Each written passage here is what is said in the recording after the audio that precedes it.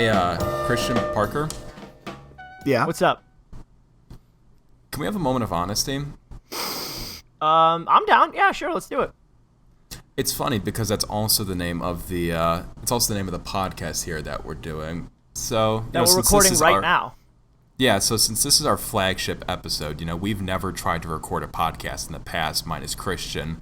Why don't we go ahead and talk about ourselves a little bit, and what are we trying to do here? Like, what's our thesis statement with this podcast? Our mission statement, I would say, is probably going to be just a couple of boys chatting to chit. My name's Parker. I'm one of the people on the show. Who else?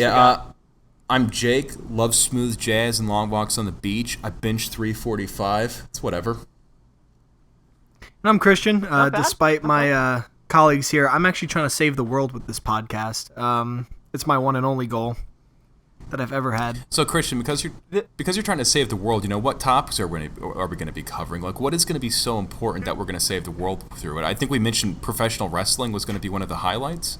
Probably Wrestling. top 3. Roman nomenclature, I believe, was something that popped up on our list. And Marvel movies. That's a good that'll one. Be a good one.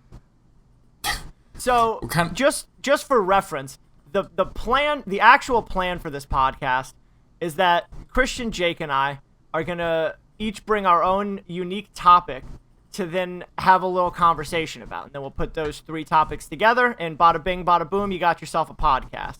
So, Christian has been dying to bring up pro wrestling. It's one of his favorite things, so prepare for a lot of pro wrestling. I'm a hardcore fan of down to. sports in general. I mean, it's just what I thrive on every single day. For Parker, for those of you that don't know, I don't know a thing about sports.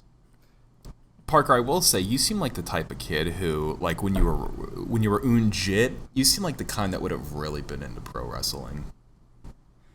To be honest, there was a phase where I thought about it. Cooper, my little brother, brought home a WWE SmackDown versus Raw game, and we went in on that game for a few months, and I debated it, but then I realized, oh wait, this is just a bunch of semi-naked men in tights grappling each other, and it's not even real fighting, it's fake fighting. You know what the best part about those games was? What's that? The fact that... The creative characters? That was great, but the fact that if you got out of the, I guess it's called the ring, I have no idea. If you got out of the ring, you could go underneath it, and basically you would reach under it and pull out a different object each time. And by the end, the entire ring could be filled with folding chairs, guitars, and like cinder blocks. It's just like a fucking it's like a magic vortex where you just keep pulling shit out of it. Like you could go beat someone over the head with an electric guitar. They just went to a garage sale and just fucking grabbed everything that was on sale and put it under the ring. How many electric guitars do you think we'll need under the ring? I don't know, maybe 95 at least. I mean, that'll be a good Rey Mysterio start. is going to pull out at least 6 folding chairs, so we're going to want to get a couple of those. Little fun fact, Rey Mysterio is actually going to be a guest on our show later on in the night, so stay tuned for that. Yeah, get ready for topic 4. I also heard he's going to be in the new Spider-Man movie, if I'm not mistaken. Christian, that is a fantastic segue. Why don't you go ahead and tell everyone what our first topic of the night was going to be? Well, I believe Parker designed a Marvel movie bracket for us, if I'm not mistaken. Is that right, Parker? I did certainly do that. Can I jump in? I apologize. Can I jump in real quick with one thing? Jump in. Do you know the show, the DC show Swamp Thing? Mm-hmm. Yes. Canceled after 1 episode. Really? I saw a lot of people on Reddit were really excited about the character design for him. I don't know anything about the show itself. The reason they canceled it looks cool. The reason they canceled it is apparently the show got pretty... That 1 episode was apparently pretty good. The show is being filmed out in North Carolina. Apparently there was some sort of paperwork error, which resulted in the film crew getting denied millions of dollars in tax refunds and tax breaks for filming. Oh, and that no. was apparently 60% of their budget, so they were just we can't no. afford to do this. Yeah, Oh, that's so shitty. I don't know the exact numbers off the top of my head, but it was some like $80 million budget, and they were supposed to get like refunded like half of that, and they only got refunded like an eighth of it. So yeah, it was funny because I actually watched the trailer for Swamp Thing. The show released on the 31st, or the first episode released on the 31st, and I don't have the DC streaming service, but I really wanted to buy it because I saw the trailer for it yesterday, and I was like, oh, this looks really, really good. And that's the first thing I woke up to when I checked Reddit was it's canceled, and I was like, oh, it must not have been very good. Apparently it actually is. I don't know if I should say it's very good, but a lot of people were interested on it, and they said the pilot could potentially bring it to a really cool place. But yeah, it doesn't matter now because it's canceled. They're going to finish the first season, but kind of sucks. The DC universe continues its stalwart performance and track record of just quality cinema and TV shows. So, Parker, before I so rudely interrupted, what were you saying? Sorry. Another reason could be a budgetary one due to North Carolina's Department of Commerce miscommunicating with the state about how much was actually in their filming budget. Because of this, no additional money was approved by the state to go into that funding and for the next fiscal year, resulting in a loss of $31 million. It's a pretty good chunk of change. Yeah, especially for a TV show. That's huge. That sounds like enough to cancel a show. But luckily, we're not dealing with the calamity that is DC's movies and TV shows. We're dealing with Marvel today. So I have gone and devised a bracket. Now, I don't know how familiar you boys are with brackets, but I ran into a bit of an issue today when I was trying to set this up, and that is due to the fact that brackets need to have very specific numbers of entries before they're allowed to be made due to the fact that, every single thing needs to be up against another one, which means I could either have done a 16-team bracket or a 32-team bracket, and the MCU has 22 movies in it total. So you included Fantastic? So I did not. So I included the Fantastic Four from 2015 10 times. So perfect. Easy bracket. It'll kind of sneak in from here to there. No, but what I did do is I went ahead and I added Marvel movies that were not MCU related. They are all still Marvel though. We're not doing any of that DC bullshit. And I only grabbed one that people consider to be good. Because as much fun as it would be for me to put, X-Men Apocalypse into this bracket and immediately cross it out for losing in the first round, I figured we might as well make it interesting. So, well, if you do something like Wolverine Origins or whatever the hell it's called, it kind of eliminates the suspense because that's obviously going to win. So it's like, well, it's obviously just going to come in first place. Yeah. Why even bother listening at that point? So, it's still 22 out of 32 movies in the MCU, but you'll see some notable sneak in that I think will actually kind of mix things up in a way, because for full transparency, we have had this conversation offline before about what's the best Marvel movie plenty of times, but I feel like this will be a nice little way to shake it up Chicago. Yeah, you guys want to make MCU movies are going to be like the non-MCU movies are going to be like the guy at the party, and it's like, yeah, who do you know here exactly? Like, who are you with? Who the fuck invited you again? Do you guys want to make a prediction ahead of time of who you think's going to win? No, because I don't want to taint our expectations. Yeah. Fair enough. We'll go ahead and I didn't do a ton of work on the arrangement, but I did do a couple minor things.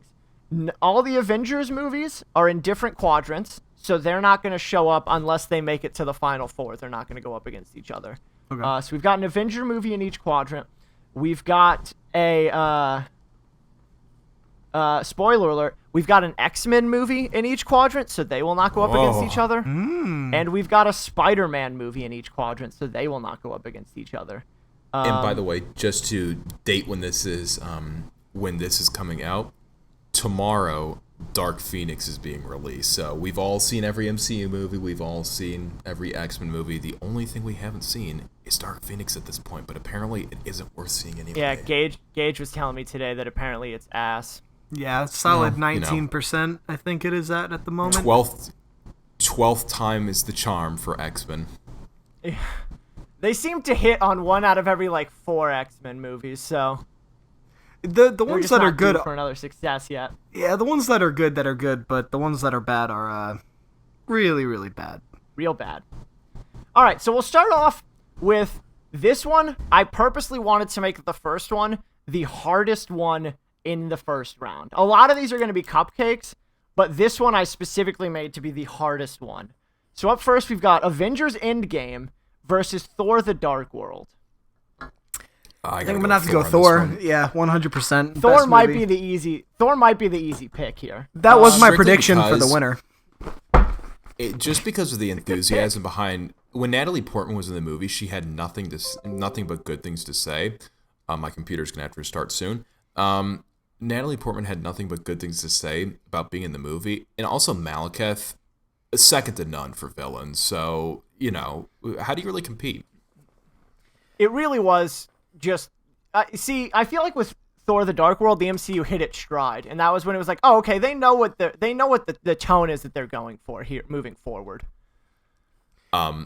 So we don't spend 20 minutes on a single joke, obviously, in the game. Yeah. So eventually we'll get into some substantive talks back and forth. I feel like that one doesn't really even need it. The funny thing actually about those two movies, I'll make it quick, is I was talking to a buddy of mine at work about the MCU, and he has seen Iron Man 1, Iron Man 2, and Endgame. So, not very well versed in really the knows MCU. His stuff. Yeah, exactly. And I was telling him that to get the full effect of the MCU, you really do have to watch every single movie. But I was thinking that wasn't entirely true until Endgame came out. Because by all means, I would have probably said before Endgame you can skip Thor: The Dark World. But given some of the events that take place in Endgame, they actually make Thor: The Dark World relevant. So if someone hasn't seen that movie and then they go to see Endgame, there are going to be scenes that they don't fully understand. I don't think it will ruin the movie. But it's just kind of funny how that worked, where the last movie... The worst thing you can say about Avengers Endgame is that they made Thor: The Dark World a must-watch now in your MCU watch-throughs. Basically, yeah. I think it's a better movie than Thor 1. You think so? I'll agree to disagree. Yeah. I can't stand by that one. I think so. But yeah, I thought all of his not understanding Earth customs thing, like all of those jokes landed for me in Thor 1. Yeah. All right, what's the next bracket here? Up next, I feel like we got a pretty good battle between two middle tier movies. We got Doctor Strange versus Ant-Man and the Wasp. Ant-Man and the Wasp, 100%. Yeah, I'll give it to Ant-Man and the Wasp strictly because in Doctor Strange he's pretty fucking unlikable. So, yeah, I'll give it to Ant-Man and the Wasp. I liked Ant-Man and the Wasp. I liked the whole I think it did a really good job of like no one in that movie until a certain point. No one in that movie was inherently good or inherently evil. It was just a bunch of people who like had their own reasons for like wanting the thing and fighting over it. And I thought that was pretty neat. But yeah, Ant-Man and the Wasp for sure. So next up we've got Spider-Man 1, and by Spider-Man 1 of course I mean Sam Raimi, Tobey Maguire Spider-Man 1 versus Logan. Spider-Man 1. No. Oh, Jake. Yes. No. 100%. I will admit to having not seen Spider-Man 1 since high school, which is putting us at about 7 years here. So I do need to go back and rewatch that trilogy. And Jake, trust me, I understand your love for the Spider-Man trilogy, the original Spider-Mans. I feel like Logan is a pretty easy pick here if we're going to be completely transparent with each other. I don't enjoy watching Logan just because when I watch it, it's a good, like, there's no doubt it's a better movie. It's not one I enjoy more, though, just simply due to the fact when I'm watching it, it's like, oh man, this is so much fun. I'm really enjoying watching this. It's just him getting kicked in the balls for basically 2.5 hours. It is maybe the saddest superhero movie ever. Like, it is just a fucking grog to get through. Oh yeah, there's only 3 superhero movies that have ever made me tear up.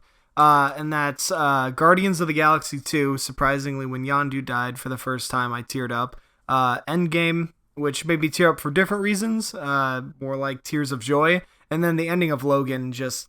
I think I watched it 3 times in theaters, and all 3 times, even knowing what happens, I still got emotional at the end. That you throwing that in this bracket, Parker, I could see that being one of the last ones for me for sure, because that's one of that one's gonna push far for you. It's one of my favorite. I'll do everything in my power to stop it. I'll do everything in my power to stop it. God. It's one of my favorite Which superhero means that movies, I hold the power. If not one of my favorite movies of all time. I love it in the action and the grit, and Hugh Jackman is amazing. It really is a fucking great movie.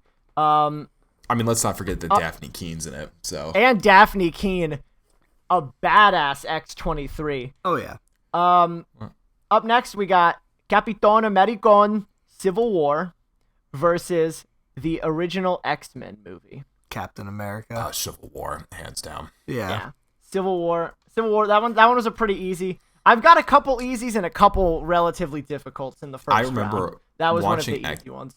Watching X-Men even as a kid, and I fucking loved, like, the X-Men was like my shit when I was like a kid when that came out. Even at that age, I remember watching that movie and thinking, yeah, this is okay.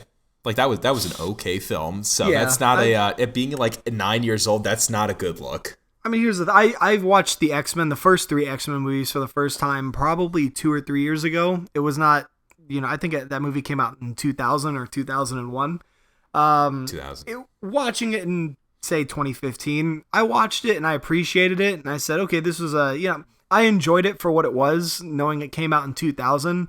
But it doesn't, none of those movies hold up at all against like the like the modern Marvel movies, or like the most current ones. It's so witty. Like when they're on the Statue of Liberty and Storm has Toad, which really weird entry to have into an X-Men movie. But when she has Toad like levitating, it says, "Do you know what happens to a toad when it gets struck by lightning?" And he starts freaking the fuck out, and she just goes, "The same as everything else." And it's like, really, that's the best you guys had for like what we got? Badass line. She should have said, what happens to a toad when you pour salt on it? And then she just pours salt on him and he explodes. I mean, that would have probably been a better end of the movie. But what's our next seed here, Parker? Next up, we got X-Men 2 versus Captain America: The Winter Soldier. Winter Soldier. God damn it. I mean, X-Men 2 I'm gonna go Winter Soldier. I love I love X-Men 2 so much. That would have made it far if it wasn't against Winter Soldier. So yeah, Winter Soldier. Yeah, I will say, I will be very open and honest. Oh, there goes my mic. Sorry about that. I will be very open and honest to the fact that I only have a passing memory of like all the X-Men movies prior to Wolverine. The Wolverine was the first one that I remember seeing, like, that I've seen recently, and then all the ones since then I've seen recently. X-Men and X-Men 2, that was a little hazy for me. But fucking The Winter Soldier. Like, yeah, I mean, that's a top-notch MCU movie. That contest right there, I mean, you have what I would argue is one of the best movies in the X-Men franchise, and you would have what most people would argue. It is the best movie in the X-Men franchise. I would say Logan is the best, but of the X-Men movies, I think X2 is the best. If you look at just the X-Men movies, well, I don't know, Days of Future Past is good too, but it's definitely one of the better ones. And then you have Winter Soldier, what people would argue is one of the best in the MCU. A lot of people say is the best in the MCU, and it's just kind of like, all right, you look at the franchises at that point, and I think most people agree that the MCU is better than the X-Men franchise, so that's what my train of logic is. Let's not get ahead of ourselves here, Christian. I think Apocalypse might be the best superhero movie ever made. That might be a topic for later. True. We might need to give it to New Mutants. New Mutants is a good one. Up next, we got the Black Panther versus Black Panther versus Deadpool. That's a tough one. I'll give it to Deadpool is one of those movies that I feel like I go back and forth in my head a lot about whether or not I really, really like it or not. I'll go Black Panther. I'm probably gonna go Deadpool, just because Deadpool kind of. It's tough because Black Panther was like a huge cultural revelation, but Deadpool opened up the whole possibility of having R-rated films, and now even with Disney acquiring Fox, they're talking about continuing Deadpool's franchise as an R-rated franchise, which is very surprising if Disney does that. It's not the first R-rated superhero movie by any means. No, it's not. You have like Watchmen and even before that you had Blade. Blade, yeah. I would say it's the most popular of the R-rated movies, because Blade got good, reviews for the most part, and people enjoyed them. But I feel like Deadpool was the first R-rated superhero movie that really breached like the common audience, and people. It had a lot of talk. My mom has watched Deadpool 1. She has certainly not seen Watchmen or Blade. Yeah, I'll go ahead. I'm gonna go ahead and say Black Panther just because I think it's a more fun movie. I gotta do Deadpool. Yeah, I think objectively I would probably have to go Deadpool. But this one really is like one of those. It could, if it went either way, I would be fine with it. But if I had to pick, I would probably go Deadpool. So after that, we have got Spider-Man 2 versus Guardians of the Galaxy 2. Spider-Man 2. Yeah. Spider-Man 2 for sure. It's such a good fucking movie. I fucking love Spider-Man 2. Spider-Man 2, I, again, haven't seen the Raimi movies in a while. I remember quite a bit about that movie just because it's so fucking sweet. Jake and I watched it pretty recently, a couple weeks ago, and it held surprisingly well. The action sequences, I turned to Jake at one point in the movie and I said, I don't remember the action sequences being this cool. No. And they were really cool. It was awesome. Yeah. The only thing I will say that's a shame is the fact that we watched it with my brother, who is considerably younger. He thought the movie was lame. And, I mean, he said it's like one of the most joked about movies of all time. And, I mean, yeah, you can have we can poke our little hee-haws at it and, whatever. But, I mean, it's such a good movie. Like, it's I'll disagree. It's the best Spider-Man movie, in my opinion. So, take that what you will. I mean, I get what you're doing here by actively taking away our own argument by mocking it before we're allowed to make it. But, like, I love Spider-Man 2, don't get me wrong. But we got some others on this list that I think would give it a run for its money. But we're not there yet, because before that, we've got another one of those barn burner close ones with Avengers Infinity War versus Iron Man 2. I don't think we need to say anything here. Infinity War. Yeah. All right. No comment. Man 2 is in the final four now. Thank you. Iron Man 2, I will say, not nearly as bad as people make it out to be. No. And it is I watched it. It's the birth of my favorite MCU character, which most people will be surprised to hear, but I'm a very big War Machine fan. It's probably Whiplash. One of my Whiplash. One of my favorite characters is War Machine, so Iron Man 2 has always had a soft spot for me, but it's... To its credit, it does do a lot of... It introduces ScarJo, it introduces Happy's in the first one. Yeah. But you get more Happy, it introduces... You get some Justin Hammer. War Machine. You get some J-Hams. But can I mention... It is... Can I mention the fact that I am shocked? Justin Hammer went like 9 years, 8 years without even so much a mention. Like, no joke, the first time I saw Iron Man 2, I thought, oh, okay, the next Iron Man movie is going to have Justin Hammer in it. No. The next time you hear about Justin Hammer is in Luke Cage. It's just like, where the fuck did this guy come from? Yeah, that was a surprising... we all know that the Netflix shows don't really tie into the movies as much as most people would have wanted, but they dropped Justin Hammer's name in Luke Cage, and I went, really? That's you get a nice name drop. That's the reference we got is Justin Hammer. Yeah, that's your thanks for showing up. We'll give you a Justin Hammer shout out. Yeah. He actually is in one of those shorts. He's in a short with the Mandarin. It's like one of those Marvel one shots, so they are in together in that, but I don't know which one came out first. Oh, definitely the one shot came out before it. Next up, we've got the first Avengers movie versus Captain America: First Avenger. Avengers. First Avengers. Yeah. Yeah. The first Avengers it does hold a soft spot in my heart, particularly for the fact that movie was the movie that we started hanging out with Gage because of. Gage being one of our mutual best friends. Maybe we'll have Gage on one of these one day. I would love to have Gage on one of these, but yeah, Gage, infamously in our group, invited himself to watch Avengers with all of us, and then we all watched a very, very good Marvel movie, as well as made a very, very good friend. So it's a win for all. Do you know what song? Not that you would know the song. I associate the Avengers with. I would love to hear it.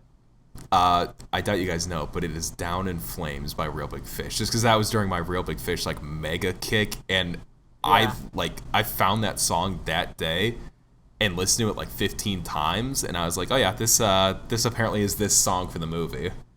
So now the two memories are just linked in your mind. Yeah, irreparably. So it's just every time I hear that or watch the movie, I'm like, oh okay, it's the other comes up in mind. Yeah. So we'll just listen to some Real Big Fish while I'm watching this. All right. Next we've got Iron Man 1 versus Thor 1. Iron Man 1 is overrated, but Iron Man 1. Oh, Jake. I don't know that I would say overrated, just because I feel like most of the time I hear people talk about Iron Man 1, they put it like upper middle. Yeah. Which I feel like most people talk about it's like for it. upper. That's what I would say. No, I mean almost every ranking I think most seen. people say it's like one of the best first movies, but I mean yeah. I agree with Parker. Almost all of the ranking videos I watched on YouTube, people put it as like, number 7, number 8, number 9, somewhere in that category, which is exactly where I would put it too. It was for when it came out, it was really well done, and then it still holds up really well to today, and it was the start of everything to kick off this whole universe. I don't think it's one of the best movies. It doesn't make my top 5, but it'll always have a sweet spot for me just because of what it is. I've got it 11th out of 22, so that's I like it, but yeah, I agree that it's not. I don't think it's top tier necessarily. Didn't realize that I made this one, which is actually like going to be a pretty intense one. We've got Spider-Man: Homecoming versus Guardians of the Galaxy 1. Spider-Man: Homecoming. Spider-Man, yeah. I agree with that. I will say I think Guardians would have beaten a lot of the things on this list if it wasn't for Spider-Man in the first round. Guardians is just okay. I mean, Marvel is at its best when it's Earth-based. Like, I don't know. Like, it feels like it's not operating on all cylinders when it's out in space or on Asgard or anything like that. Like, it's best when it's like a local, like an Earth-based deal. Yeah. I agree and I don't agree. It still needs that little bit of tie-in to like the real world to like fully connect. Spider-Man, in my opinion, one of its biggest strong suits is how it really, really, really makes you feel like Peter Parker's living in the world with the superheroes and the Avengers. Just all the little references and everything that they do. I agree. And I agree with that completely. I also look at movies like Thor Ragnarok, which is still probably my top 3 favorite of all the Marvel movies. That's a good. Yeah. And Guardians of the Galaxy I love too. That's my dad's favorite Marvel movie. Every time we watch it together, I mean, we laugh at the same jokes we've heard dozens of times, but it's just still so comical. I agree and I disagree. I think some of the space movies are the weakest in the MCU, but I think with Thor Ragnarok, and then we see some space aspects and the most recent 2 Avengers movies, I think that's where they're headed, and I think they're eventually going to get there to where that feels just as strong too, because we have like the Eternals movie coming up. It's just going to get farther and farther fetched, so I think that's where it's going to end up. But I mean, also just the fact that most of the Phase 1 characters are like the most grounded, with the major exception of Thor, and they're now starting to die or retire. So, like, inherently, just being left with Captain Marvel, Doctor Strange, like all these like Space X characters, the as Guardians of the Galaxy now. Like, I agree that it's probably heading in a spacey direction. This one. Wait a second. Uh-oh. We might have a whoopsie daisy, boys. How did I fuck this up? We've got Iron Man on here. We've got Iron Man. Go ahead and substitute in an Amazing Spider-Man movie. Okay. You guys ready for an Amazing Spider-Man movie to lose in the first round? Yeah, let's hear it. Amazing Spider-Man 2 versus X-Men Days of Future Past. X-Men Days of Future Past. Yeah. All right, thanks for showing up, Amazing Spider-Man. You've officially been added to our official bracket. Out of the three Spider-Man, who's the best Peter Parker and Spider-Man? Tom Holland. Tobey Maguire. I subscribe to the Gage Daily thought of Spider-Man's, which is Sam Raimi, or what's his fucking name? Tobey Maguire does the best Peter. Andrew Garfield does the best Spider-Man. Tom Holland does the best blend of the two. I go ahead and subscribe to the Jake Blaznik point of view, where Tobey Maguire just does the best everything. I mean, who delivers the best? The best at all three. Who delivers the best pizzas? I can agree. Question, I can agree with Parker and Gage on this one. Just I feel like when I read the Spider-Man comics, I just feel like Tobey Maguire never had that like quippiness and that, I hate to say attitude because it makes it sound like a bad thing, but it's not a bad thing. It's just that Spider-Man attitude. I just feel like he didn't capture it very much. Whereas Tom Holland, I feel like he did have that one scene where he was dancing through the street. That was probably the best thing that's ever happened in a Spider-Man movie. That's true. All I'm gonna say is this, Christian, is Joe's 20-minute guarantee is a promise. Now to you, I know a promise means nothing, but to me it is serious. So I don't know. I think we can leave it there. It's serious. Parker got his ass fired for that, so You're fired. Joe is definitely serious. What's our next cell here? We've got X-Men First Class versus Thor Ragnarok. Ragnarok. Yeah. Thor Ragnarok is gonna do it. I do like the fact that First Class has Havoc in it, who is the best X-Men character, but doesn't elevate it past Ragnarok. Did you guys hear? I heard this story not too long ago that the "We're Friends from Work" line in Thor Ragnarok that was in all the trailers, that was put in like a kid from a Make-A-Wish Foundation thing who was like on set for the day through his Make-A-Wish, like said that he should say that when the Hulk pops out because originally it was a different line, and the director was like, "Oh, that's cool," and like had him say it, and then that was the take that they went with. Yeah, I did hear that. It's kind of sad but that's a fun little line. That little kid had a better idea in that moment than I probably ever will in my entire life. But yeah, right. Yeah, I have heard that before. I'm sorry. Did that little kid decide to do a podcast called A Moment of Honesty? That's right. Sorry, kid. Got you beat. Okay. Well. Sorry, kid. You've got second place now. Now, what's about to happen next, you're going to go ahead and say, Parker's making this list. I wonder if he did this on purpose. And to that I will say, yes, I did do what's about to happen on purpose because I needed this movie to make it through one round. And that is, we've got Iron Man 3 going up against the Incredible Hulk.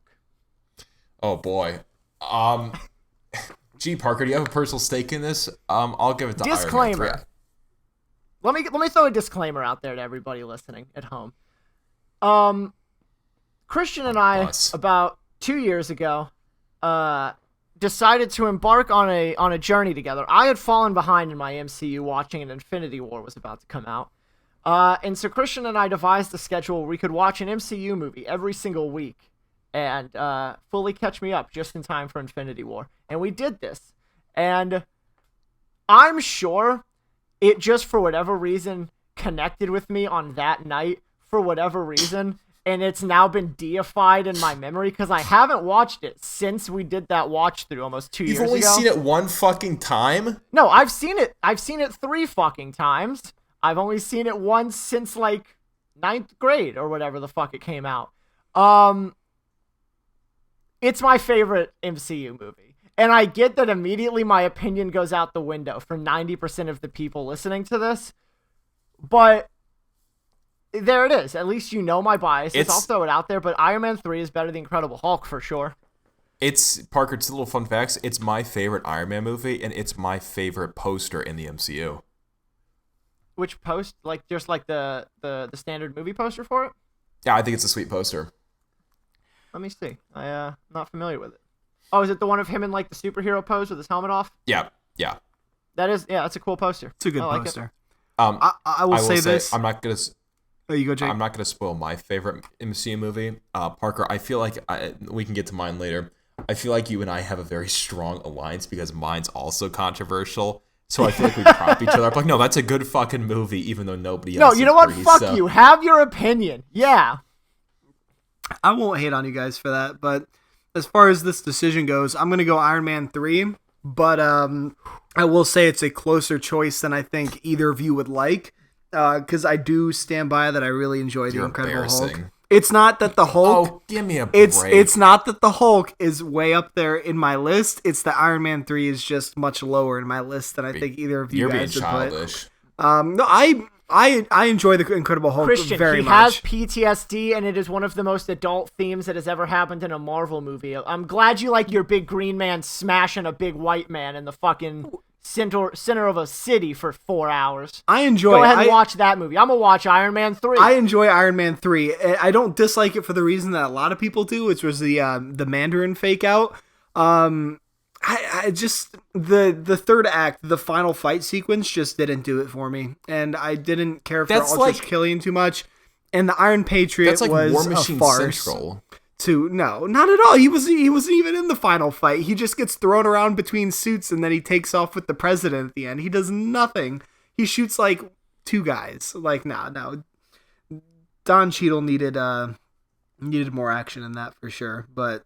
Don Cheadle needs to be in more Kendrick Lamar music videos around that time. I will say the one reason that I like The Incredible Hulk more than I think most people do is I really, really, really appreciate what they did at the beginning of the movie, which is where they skipped through the whole origin story and they jumped right into the movie. So the fact that they skipped things in the movie makes it a better movie? Well, listen. Everybody knows what happens to Bruce Banner, just like everybody knows what happens to Tom Holland, Peter Parker, which is why they skipped the Spider-Man origin story in Civil War. You know, you don't need a third retelling in a movie of Spider-Man's origin story added on with all the comics and animated series and all that. I feel like the Incredible Hulk, I mean, I can go to Universal and see the Incredible Hulk's origin story in the roller coaster waiting line, you know? Like, I feel like most people know what Bruce Banner's origin story is, and just the fact that they skipped over that and just kind of got like right into the action, not including the fact that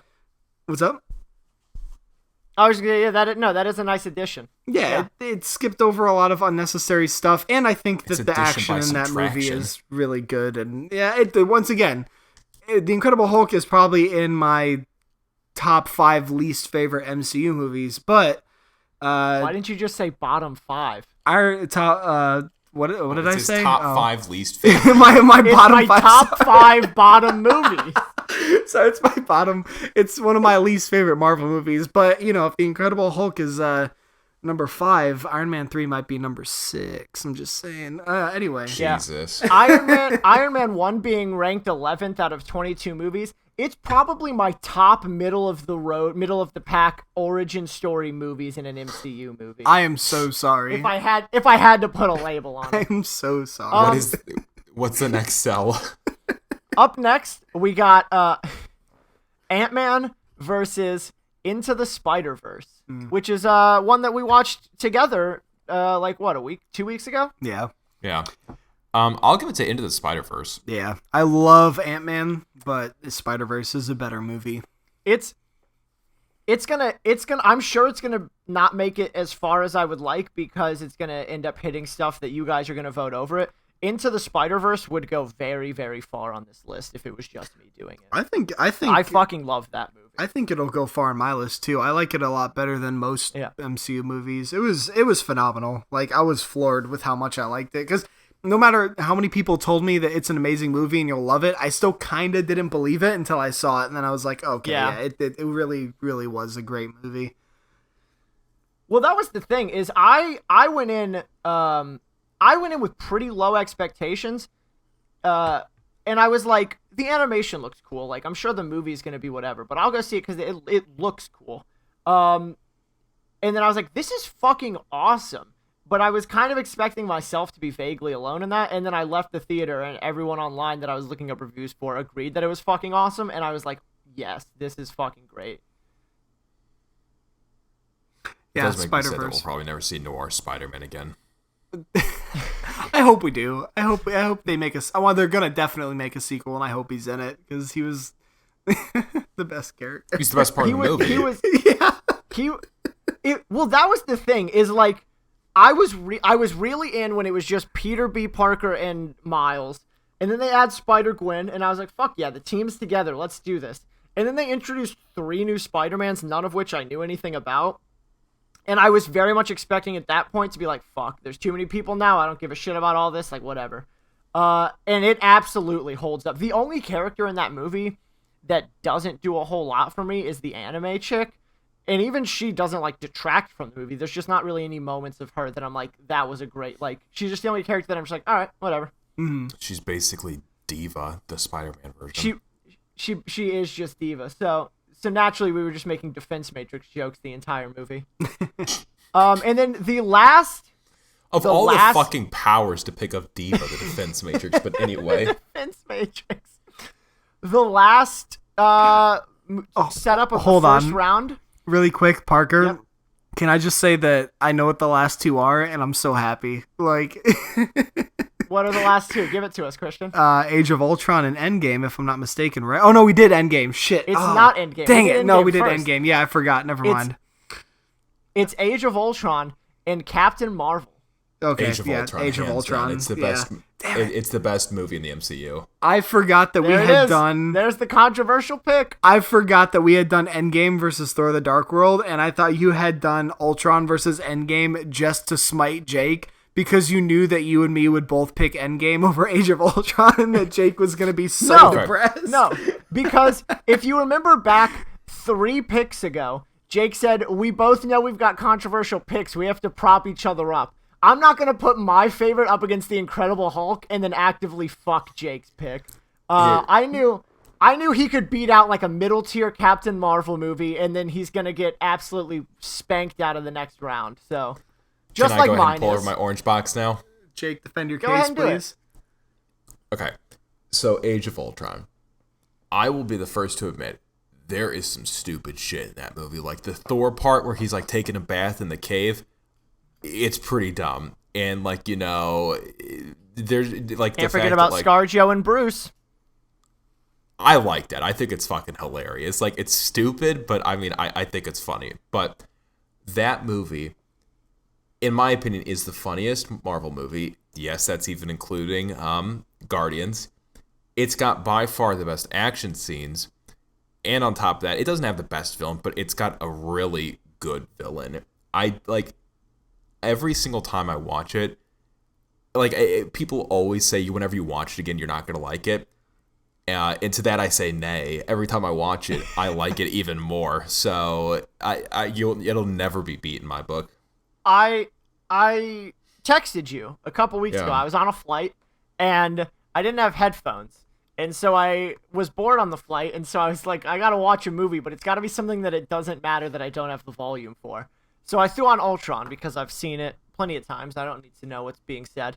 And so just watching the fight scenes without being able to, like when all you have to focus on is, like, what you're seeing, you don't have to worry about, like, sounds or the plot of the movie or anything, I realized the fight scenes in that movie are fucking awesome. Like, that movie actually has gone way up on my list since I've done my silent movie watching of it, because those fight scenes are all fantastic. I'm trying to think, if I'm not wrong, I think it has the best after credit scene too. Like the one where where Thanos gets the Infinity Gauntlet. That's when, you know, when shit's stepping up. So it's just such a good movie. We've had talks of favorite MCU moments. Mine still is I'll finish this myself That's been Thanos usurped by me. That got taken over by Avengers Assemble. Avengers Assemble is certainly more iconic, but there's something about the first time I saw that, where even, because I didn't read the comic books before the MCU started, even just knowing, like, all right, everyone seems to be really fucking stoked about Thanos, and, like, I knew enough about, like, what his plan is, that I was like, this is fucking sweet, I'm ready. But with that, we finished the first round. So now we're gonna get into some harder ones, but inherently it's gonna get less and less picks per round, so they'll kind of start speeding up here. First one's still gonna be. I feel like this one's gonna get lucky and it's gonna cruise through not one but two rounds. So we've got Avengers Endgame versus Ant-Man and the Wasp. Endgame. Yep. Yeah. Absolutely. Again, that's not even one that I feel like we really even need to justify at this point. We'll get to the point where we talk about Endgame, but for now it can kind of just coast past Thor: The Dark World and Ant-Man and the Wasp. Here's one that's going to throw Christian through a loop. We've got Logan versus Civil War. Logan. Oh, you are a fool. Civil War. No. I like Logan more than I like most of the MCU movies. That is God damn, Christian. It's not a superhero movie. It doesn't have to be a super movie. I mean, it is. Well, it is a superhero movie, but just as a movie, it's on the bracket. And as a movie, I remember when I walked out of Logan for the first time, I texted you guys and I said I think that might be my favorite superhero movie. And then since then, you've had Ragnarok and Endgame and Infinity War come out, which I probably enjoy all of those more, but I still stand by that. Logan had one of the biggest emotional impacts on me, and the action was awesome. Like, I just all parts of it, and seeing Sir Patrick Stewart and Hugh Jackman's legacy come to an end in a movie that is as good as it is, it just adds. Like, the movie had a big emotional impact, just like the events of it, but also like the implications in the real world, where those characters that have been, doing that for 17 years are done. It's like when we saw Robert Downey Jr. come to an end. It had the same kind of emotional impact where it's like, wow, I will never see those two characters as those actors in a movie again. I don't know. I love Civil War, but I definitely go Logan on this one. Parker, do me a favor and put an adamantium bullet in Logan's skull for me, please. This one is the second time, but with this one's both generally better movies, where I would be fine with either one of these winning. These ones are dead tied for me. If I had to absolutely pick one, I would probably have to go with Civil War. I'm very sorry, Christian. It's okay. I respect your opinions. But yeah, I mean, Logan is really, really fucking good. The one thing I will say, all that stuff you were talking about of the real world implications, I understand that they exist. I've never had the tie to the X-Men franchise like that, to where I was thinking about it that way. Everyone was freaking out about Hugh Jackman no longer being Wolverine, so I was kind of in on that, but I didn't have that emotional tie to it. Whereas with the MCU and Civil War, I was actually fully engaged in the fact that the Avengers were all fighting against each other, and that was also the first movie with Spider-Man in it, where I was just fucking stoked that Spider-Man was back. So yeah, so we got Cap the Winter Soldier versus Deadpool 1. Cap. Yeah, Cap. I agree as well. Yeah. Spider-Man 2, Avengers Infinity War.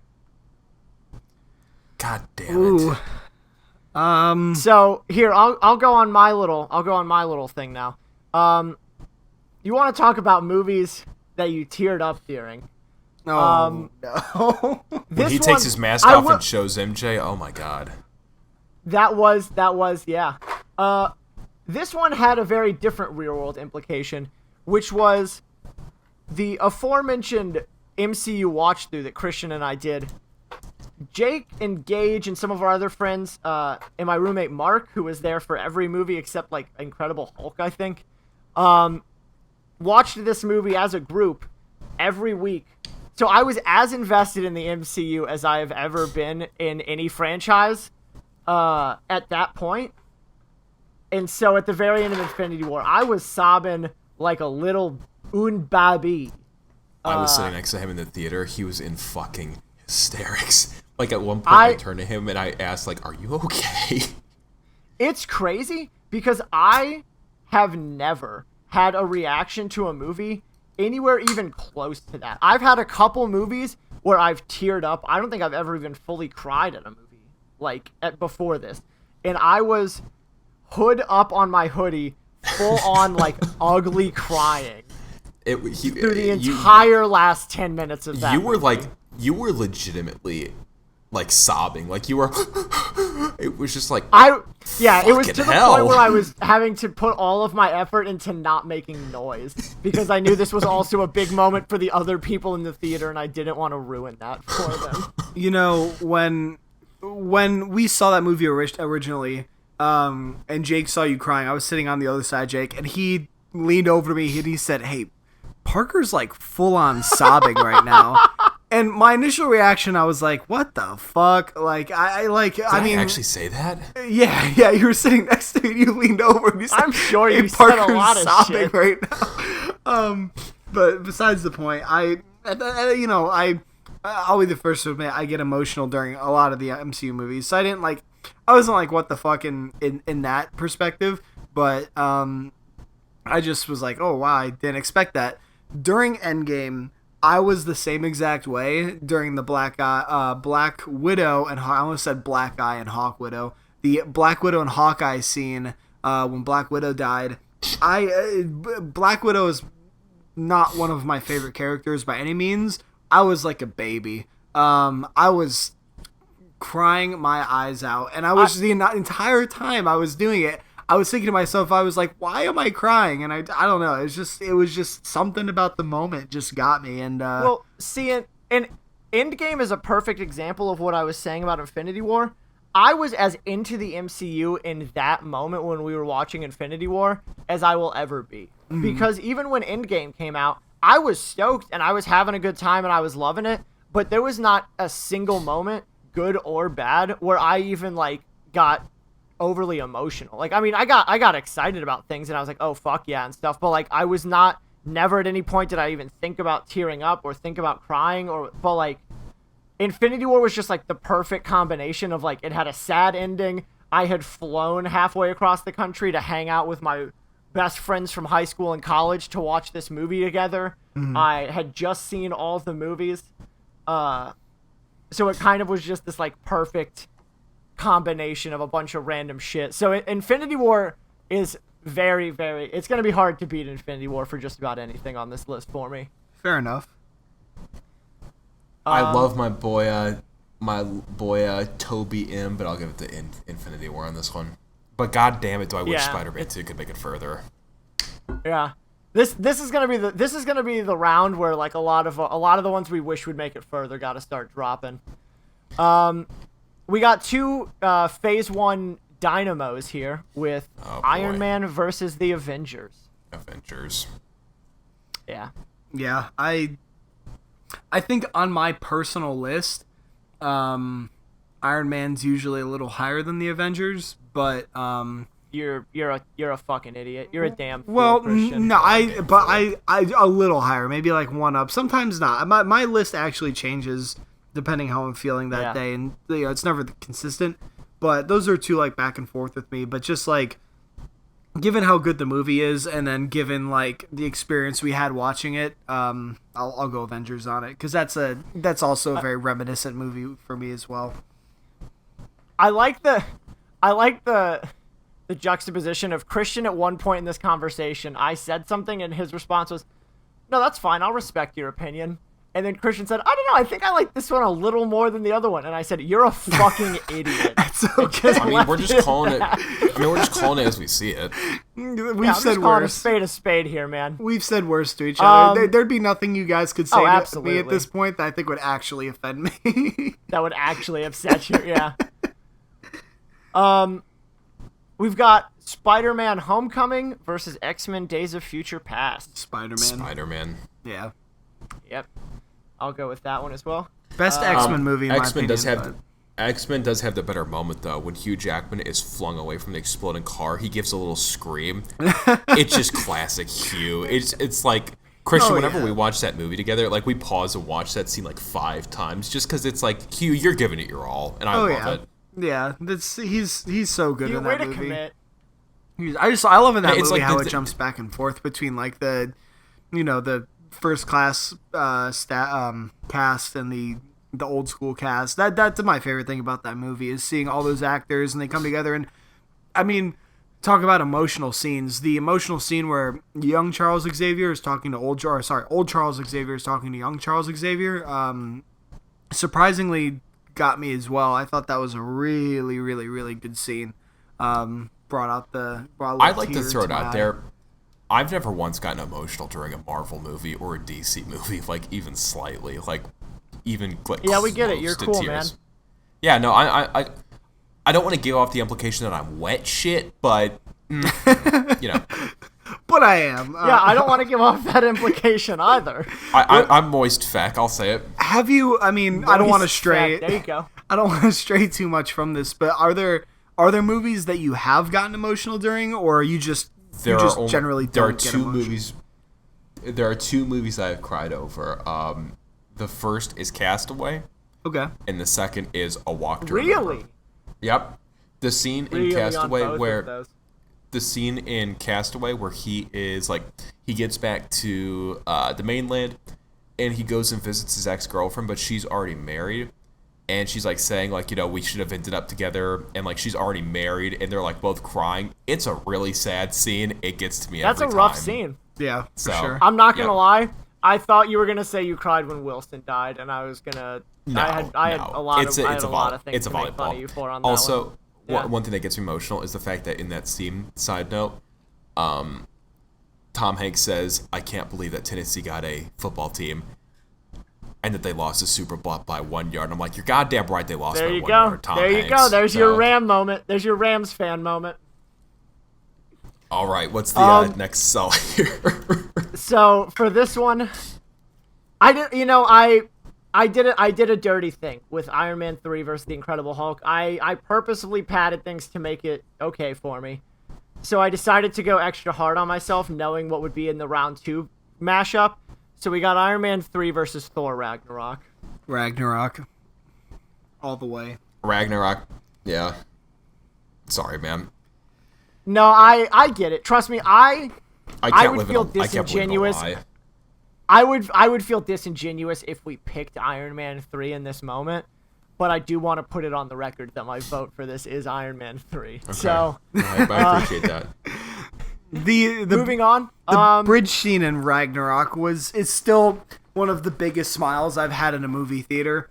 It's just the music and the action. Oh my god. I was gonna say, I will say, fucking Led Zeppelin Immigrant Song in that movie, both times it plays, is up there top 5 MCU moments. That isn't Led Zeppelin. That isn't Led Zeppelin. That's Huey Lewis in the News. Moving on. No comment. I'll just let you sit in that one. Okay. Up next, we've got this one will spark some controversy, I'm sure. We've got Into the Spider-Verse versus Age of Ultron. Age of Ultron, and I know it's gonna lose, but it's a ship I will go down on along with my boy Pietro Maximoff. Hey man, I just voted Iron Man 3 over Thor Ragnarok, so you're not gonna hear any complaints from me about you picking Ultron on this one. I'm cracking the wine bottle on it, and I'm seeing it out of port, but no, it's got to be Age of Ultron. I don't need to say anything else. I'm just gonna sit here sad that my boy's getting killed. If we are going, what do I think is the better movie? Don't be cute. You're gonna pick Into the Spider-Verse. Don't get his hopes up or mine. This is that fucking Hawkeye meme from Endgame. We're going what we think is the better movie, not our personal preference, right? Like that's just the general. I've been going personal preference. I mean, Christian, I just picked Iron Man 3 over Thor Ragnarok. You don't think we're doing personal preferences here? That's true. Personal preference, I'll probably do.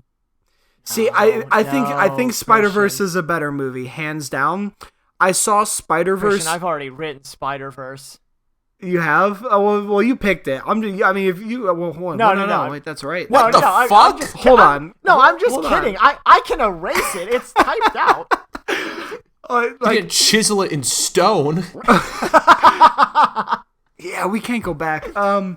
Spider-Verse is a better movie, in my opinion. Like, hands down.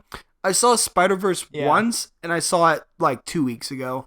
Age of Ultron, I've probably seen a half a dozen, a dozen times or so over the last, 4 years. I'd probably go Ultron if we're just going personal preference. Christian. And I'll give Jake this What one. have you done? I just want to make it very, very, very, very, very clear that I think Spider-Verse is a fuck way you. very... Fuck you and your toe-tapping, fucking riding the fence-ass bullshit. We know what you're doing here. There's no reason to get cute. You're just sad that Iron Man 3 lost and that Ultron made it further. I guarantee you. I am sad that Iron Man 3 lost and Ultron made it further. I guarantee you, Ultron's not making it one bracket farther. I will make sure that happens. Christian, what? Christian, do you know what it feels like to be stabbed in the back by a friend? Do you know what it feels like? Because let me walk you through something. When we voted for Into the Spider-Verse over Ant-Man, I said... It's going to make me sad, but this movie, if I was doing it by myself, would make it very far. And you responded with, I would also put it very far on the list. It's probably going to make it far. And then in the next round, you jerked me off with this it's a better movie nonsense. No. And then voted for Ultron. See, this is you looked at me, said you're the better pick, and then fucked me in the ass while you married Jake, is what just happened. Jake, I got you. I'm the cheap fuck, and Jake is your wife. That's what just went down. And that's fine, but that's what just went down. If he wants to philander, I'll always be the second pick. I'm fine with it. Yeah, I'm going Age of Ultron. Just... Christian, can we have a moment of honesty? The circle, I'm fucking hurt right now. The circle fight scene. That was like... Parker, if it who'd makes have thought Into the Spider-Verse would be my fucking hill worth dying on in this fucking If it makes you feel better, Parker... If it makes you feel better, Parker, I lost something deep to me, too, with Spider-Man 2. That hurt me to vote against it. So, you know what? There. I said it. We'll move on. I'm sorry. I'm very sorry. I don't want to hear your words. I don't want to hear your fucking nonsense right now, Christian. All right, up next. Up next, we've got Avengers Endgame versus Captain America Civil War. Endgame. Whatever you vote for, I'm just going to vote against for the rest of this bracket. At least we're not being unfets. At least we're not being children. No, I mean, objectively... Actually, I mean... This is a tough one, actually. This is, like, the first one that I've actually had to think about for Endgame. I'm going to go Civil War. That puts me in a tough spot. Civil War was... So, I actually didn't really get into the MCU until Ant-Man, which was why... Like, it was Ant-Man versus Spider-Verse, I said that I wish I could vote for Ant-Man, but Spider-Verse is a better movie. So I was kind of late getting into it, but there was a 9-month gap between Ant-Man and Civil War, and it was the longest 9 months of my life, probably. I think the most excited I've been for a Marvel movie was leading up to Civil War, if I had to throw it on the table. I don't think it's my favorite by any means anymore, but it was definitely the most hyped I was just watching all of the other MCU movies between Ant-Man and Civil War. And I love that movie, but Endgame pulled out all the stops. It had the fan service, it had a good story, it was emotional, that had action, that was amazing. Endgame certainly has the best moments. As far as, like, hitting, like, 10 on the scale, Endgame does it more often and better than Civil War. I think overall as a movie, though, I prefer Civil War. Okay. Is that that's what you're picking? Yeah. So I'm gonna vote Civil War. Man, the first Juggernaut falls then. Endgame and Spider-Verse fall in the second round. I'm pretty sure people are gonna hate us. Yeah, that's the third tough. round. Oh, it's the third. No, it's the second round. Set. Yeah, this is the third round. No, this is the first. This is the first pick of the third round. Yeah, our fans are gonna hate us all three of them. That is, I mean, technically it's the first pick of the round, so it's unfair, but it is the first Avengers movie to fall. Up next, we've got Winter Soldier versus Avengers Infinity War. Infinity War. Oh. I'm going to also go Infinity War. I would go Winter Soldier, but I'm happy with Infinity War. Winter Soldier has the best... Would you really go Winter Soldier? Yeah, Winter Soldier has the best fight choreography in the MCU, in my opinion. Which fight in particular are you thinking? Or just in general? In general, but especially the Bucky versus Cap fight sequence on the street, like right before he takes the mask off. that is a really cool fight. That knife fight is one of the coolest. It's like... above John Wick, it's above like a lot of things as far as hand-to-hand goes, and then the elevator scene as well. Christian? Yeah, it's not the best fight choreography in the MCU. Oh yeah, I forgot about. I mean, do you count Daredevil? You're talking about Daredevil, right? Fuck yeah. Yeah. Okay. So Daredevil's the best or the most exciting, but as far as the movie goes, I think Winter Soldier. I mean, the thing about Winter Soldier is it took Captain America, who people were like, yeah, I like this character, but I don't love this character, and it made every single person love that character. That movie had one of the most like grounded stories. It gave Cap so much character development. That movie, in my opinion, has more character development for Captain America than most of the entire rest of the MCU does combined. It's a great movie, and most people will stand by that. That's the best MCU movie, but I'm cool with Infinity War too. But I would definitely pick Winter Soldier over Infinity War. Isn't that Gage's favorite? No, Gage's favorite is Spider-Man, but then Winter Soldier. Oh, I believe. That's right. Spider-Man, then Winter Soldier. Yeah. Up next, we've got Avengers versus Homecoming. Homecoming. That's a hard one. Yeah. I think I would also have to go Homecoming. A lot of Avengers 1 for me. I love the movie, but a lot of that movie is the nostalgia and it was the first Avengers movie, and it was the first Marvel movie that I got really into, and it was the movie that we all went to see to get it's got all of that, which props it up a lot. But Homecoming is definitely just a better movie. I just like Homecoming more. Yeah, I kind of wish I would have voted Winter Soldier now, so I could have had Ultron be the last standing Avengers movie. Yeah, I'll go Spider-Man too. It's tough to see Avengers fall out, but Spider-Man is such a good movie, and we haven't talked about it yet, but Michael Keaton, I know most people don't agree with me, but he's still one of my favorite MCU villains to date. Kind of typecast as a bird, though. I don't know. Very typecast as a bird. That whole taxi scene where they're in the car together and they find out who each other are. Yeah. Is one of the most tense moments in any Marvel movie. Oh, for sure. And the scene when he opens the door and it's Michael Keaton. I'm generally very respectful in movie theaters. I hate it when people talk or anything. I like it when fans cheer, but I don't like it when it's too much. That moment in the theater with me and Gage, I let out an audible gasp because I was so shocked. I was not expecting it at all. It's one of my favorite moments in the MCU. Is that reveal? Theater. Well, just during an Endgame, you brought a tambourine and played it the entire movie. Well, that's true, but that was for different reasons. It'd be interesting to get into what those reasons were, but moving on, we've got Thor Ragnarok versus Age of Ultron. I'm dying on the Ultron hill. 100% Thor Ragnarok. I'm tempted to go Ultron just to spit in Christian's Parker, please. face. You can do that. Parker, come on.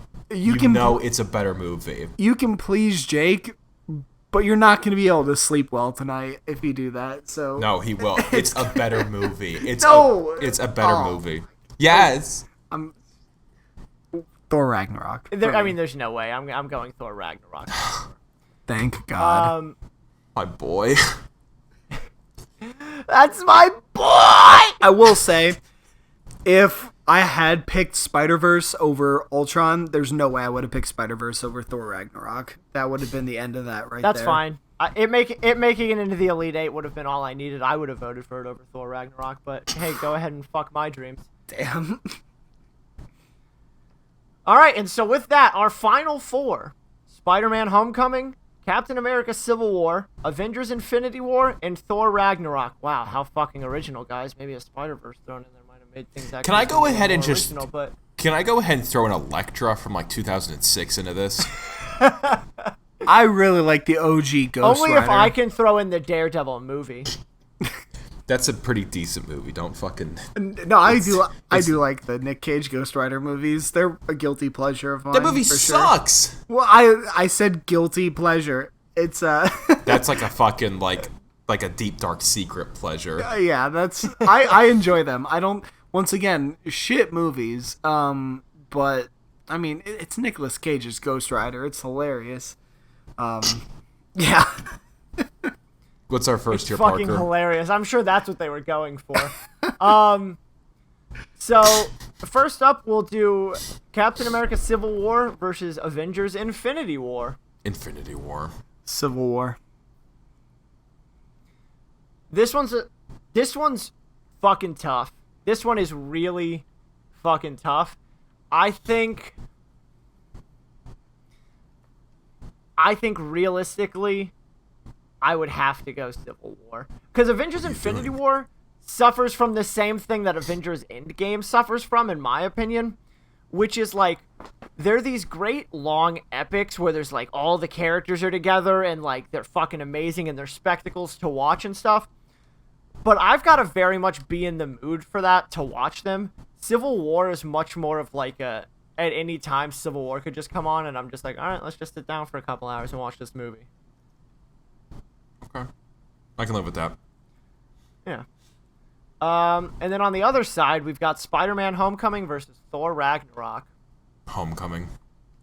This is neat. We've got like one side we have like our two ensemble movies, and on the other side we've got two more or less standalone movies. I They both got their definitely- other character that's like a side character, but I gotta do Thor 100%. I would go of the two. Let's see. Of the two, I would go Spider-Man: Homecoming as well. Fuck yes. Christian, any Christian? thoughts? I mean, I'm upset, Is your but it's controller dead, Christian? No, I'm here. I'm upset, but All right, it so is- we're back to it is the OG will of the moment council. honesty crew. So, oh, hey, I'm Yeah. here. Sorry, I was speaking into my mic, but not my headset. Yeah, I'm disappointed.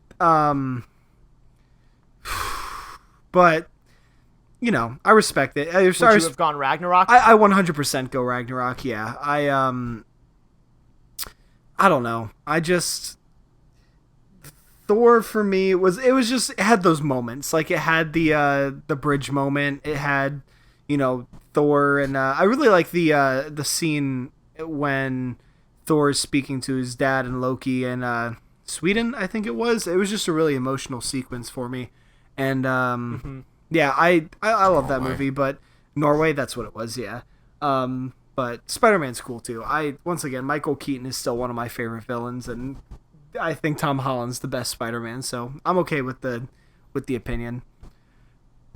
Which brings us to our championship round, which is Captain America: Civil War versus Spider-Man: Homecoming. Civil War, because Civil War doesn't exist without Ultron, so it's like the ghost of the past. So I'm gonna go. It's I'm gonna go Civil absolutely War. not that. It's absolutely not that. It's the domino that fell after the Ultron domino, with a little domino in the middle for Ant-Man. I'm not kidding, Jake. You saying that makes me want to vote for Civil War less because you somehow managed to shoehorn your favorite movie into this championship round as if that makes it valid, and I don't want that to be the case. That's fine. I'm going with Civil War. I will also go with Civil War. I like Spider-Man I mean, again. yeah, I'll also have to go Civil War. Hey, we had a unanimous Ultron decision. 0.5.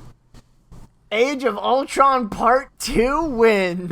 Nice. I'm happy with this pick. I mean, it is Avengers 2.5, as most people say, so. Oh, yeah. It absolutely should be an Avengers movie. I agree with that. All right. So, yeah. So, I agree with you, Christian. I like the fact that our championship pick came down to a unanimous vote. Yeah. It was, I mean, in hindsight, like, if I could have it my way, I think it would probably go Endgame, Ragnarok, Logan, Winter Soldier. Well, Endgame and Logan were in the same tier, so that's not going to happen. Yeah, that wouldn't happen. That would be, like, top 4 I can usually say with, like, certainty as far as, like, Marvel movies go. It's once you get to that middle, like, 15... where it's kind of like, oh god, they're all really good. The championship round was between my number 2 and my number 4, as far as like my personal MCU list. So I'm pretty on board with that. All right. So with that, we've officially wrapped our Marvel movie bracket run. Can I have a moment of honesty? Of the Avengers. Wait, Jake, you go first. Well, that's the name of the show, Christian. No, Christian, that's the name of the show, so I insist. It's really off topic. So, like 5 minutes ago when I wasn't speaking into my mic for a second, I have been drinking quite a bit of alcohol since we started this podcast, and I really have to go to the bathroom. And I've been sneaking away for about 10-second periods to go to the bathroom and then running back to talk, and I forgot to unmute my microphone for that 1 second there. So I'm going to take a quick 30-second hiatus and just step away for a moment and let you guys battle this one out. Okay. Boy, that's going to be tough to recover from. Parker, now let me ask you this. On the flip side, what do you think is the worst superhero movie of all time? DC or Marvel? Okay, so I mean, I'll throw this out there.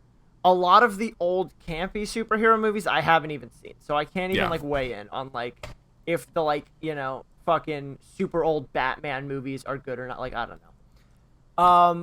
What I think is the worst Marvel or DC movie to come out post 2000 would probably be Suicide Squad. It's one of the only movies that, because if you're at the movie theater and you've got your popcorn and your soda, and in my case also Skittles, and you're sitting there with some friends and you're watching a movie, for me at least, I'm hard pressed to find any movie that I can't at least sit through and enjoy and just be like, cool. Like, even if I never watch it again, or in hindsight I'm like, that wasn't a great movie, in the moment I'm usually pretty entertained and pretty happy. Suicide Squad was one of maybe 2 or 3 exceptions in my entire life where while I was watching it, I was like, this is like really not good. Like, this is like a bad movie. I do not like this. I like the fact that you describe yourself watching a movie like a fucking Boy Scout. Like, I'm sitting there straight-laced, eating my Skittles, the smile plastered on my face. It's like, you could just watch a movie. I'm the guy, when you watch those AMC fan films where they're like, hey, I'm a junior filmographer and I made this movie, and it's the same thing of the guy going to the concession stand, seeing his friends, and then watching a movie. I'm the group of friends at the end ready to watch the movie, all smiling and laughing and sharing popcorn and giggling to themselves. That's me. And that's before you even show up. That's just you by yourself. Exactly. That's just me in general. What would you say? What would you say is your worst superhero movie? The original Fantastic Four. It's so fucking bad. Like, it is. The one with Chris Evans and Jessica Alba? Oh, it's just terrible. The original? I'm back, by the way. Not Fan Four Stick. I've never seen Fan Four Stick, actually, but Fantastic Four, the original, is just diabolically bad. It has none of the I don't give a fuck about any of the characters. It has no action in it whatsoever. The Fantastic Four are lame just to begin with. Like, I don't know what the term is for this. Whatever the opposite of firing on all cylinders is, it's doing that. It's just, firing on none of its cylinders. The best part of that movie is when Reed Richards morphs his face to look like Wolverine. It's like, oh yeah, there's that Wolverine guy. I wish I could be watching something with him in it instead of this fucking dog shit that's Fantastic Four. What's the movie? Which movie is it where Hugh Jackman has a cameo where he's like in a bar and they walk up to him and he's First like, Class. "Get the fuck out of here." First Class. That's probably my favorite moment from any Fox superhero movie. That's about all I got. So much so that you even remember what movie it was from. I believe I even prefaced this entire conversation by saying I haven't seen the X-Men movies in a very, very long time. I feel like I'm being attacked now. Christian, so we can put a pin in this. What's your least favorite superhero movie?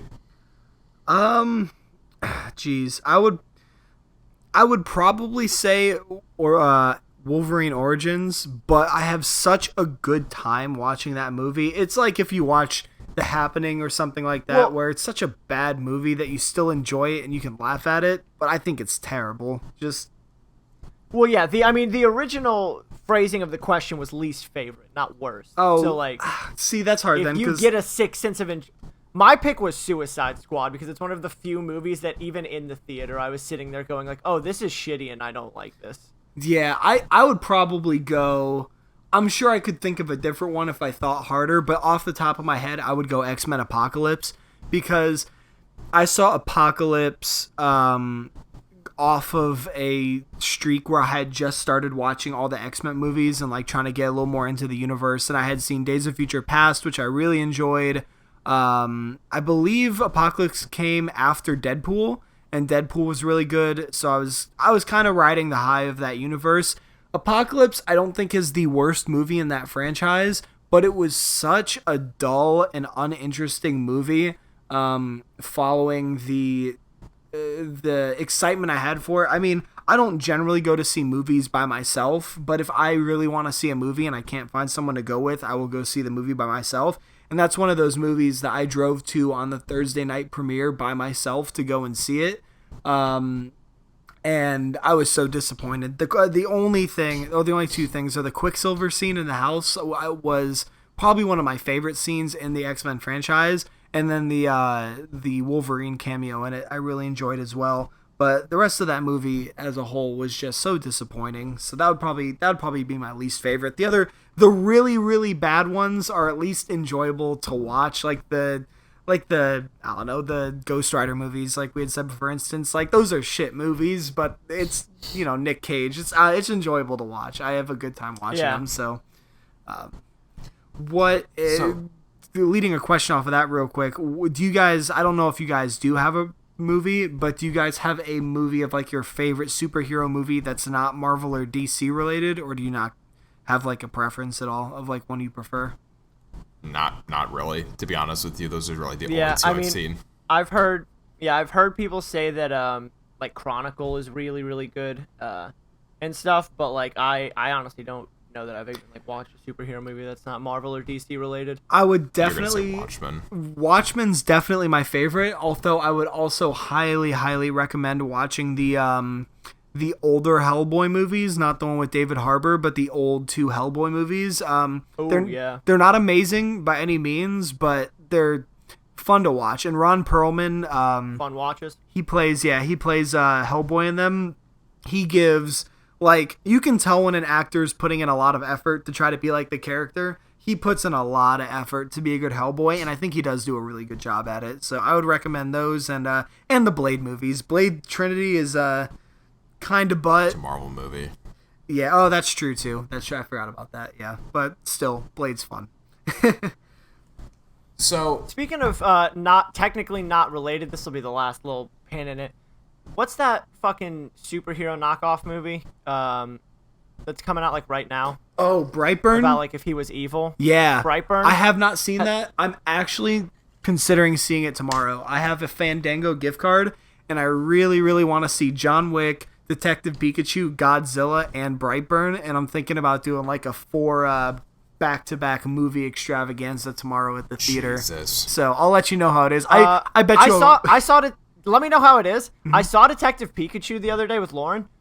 Movie's actually like pretty fucking good. Like, it's not one. It's by no means like a fucking work of art or anything, but like It's funny. It's enjoyable. It's in the Pokemon universe. It's a neat little movie. Were you into Pokemon like decently before? I can't remember if you ever really got into Pokemon or not, but was that like? Oh yeah, I was fucking huge into Pokemon for a long time. I've heard it's a better movie if you kind of know Pokemon because you understand the references better. Yeah. And that's I liked Pokemon, sure. but I was never huge into it, so I'm kind of worried I might not catch all the references. But it's pretty basic. Like if you even like played Pokemon Go, and just know Pokemon like enough through that, there'll be some Pokemon you don't recognize for sure.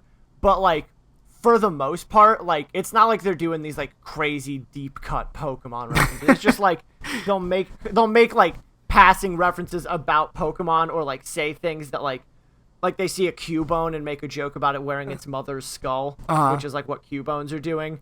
And, like, it's, like, stuff like that. But it's not like if you don't know Pokemon, you're going to be fucking lost the whole movie. Gotcha. Because I saw the Mr. Mime bit from the trailers. And I'm like, okay, if it stays like that, then I'm going to be okay. Because that's hilarious. That's pretty much what it is. Yeah. Okay. That whole... I don't know. I haven't seen the trailer. Everything with Mr. Mime is fucking hysterical. Oh, nice. I'm excited. I got to see that one tomorrow. But, all right. So who else has a topic brought to this? Well, I had a perfect segue. Okay, let's hear your segue. Yeah, I don't worry. Well, I've been sitting here quietly. I've been thinking of how we can bridge the gap here. So, fellas. Yeah. We've been talking about the Marvel movies here.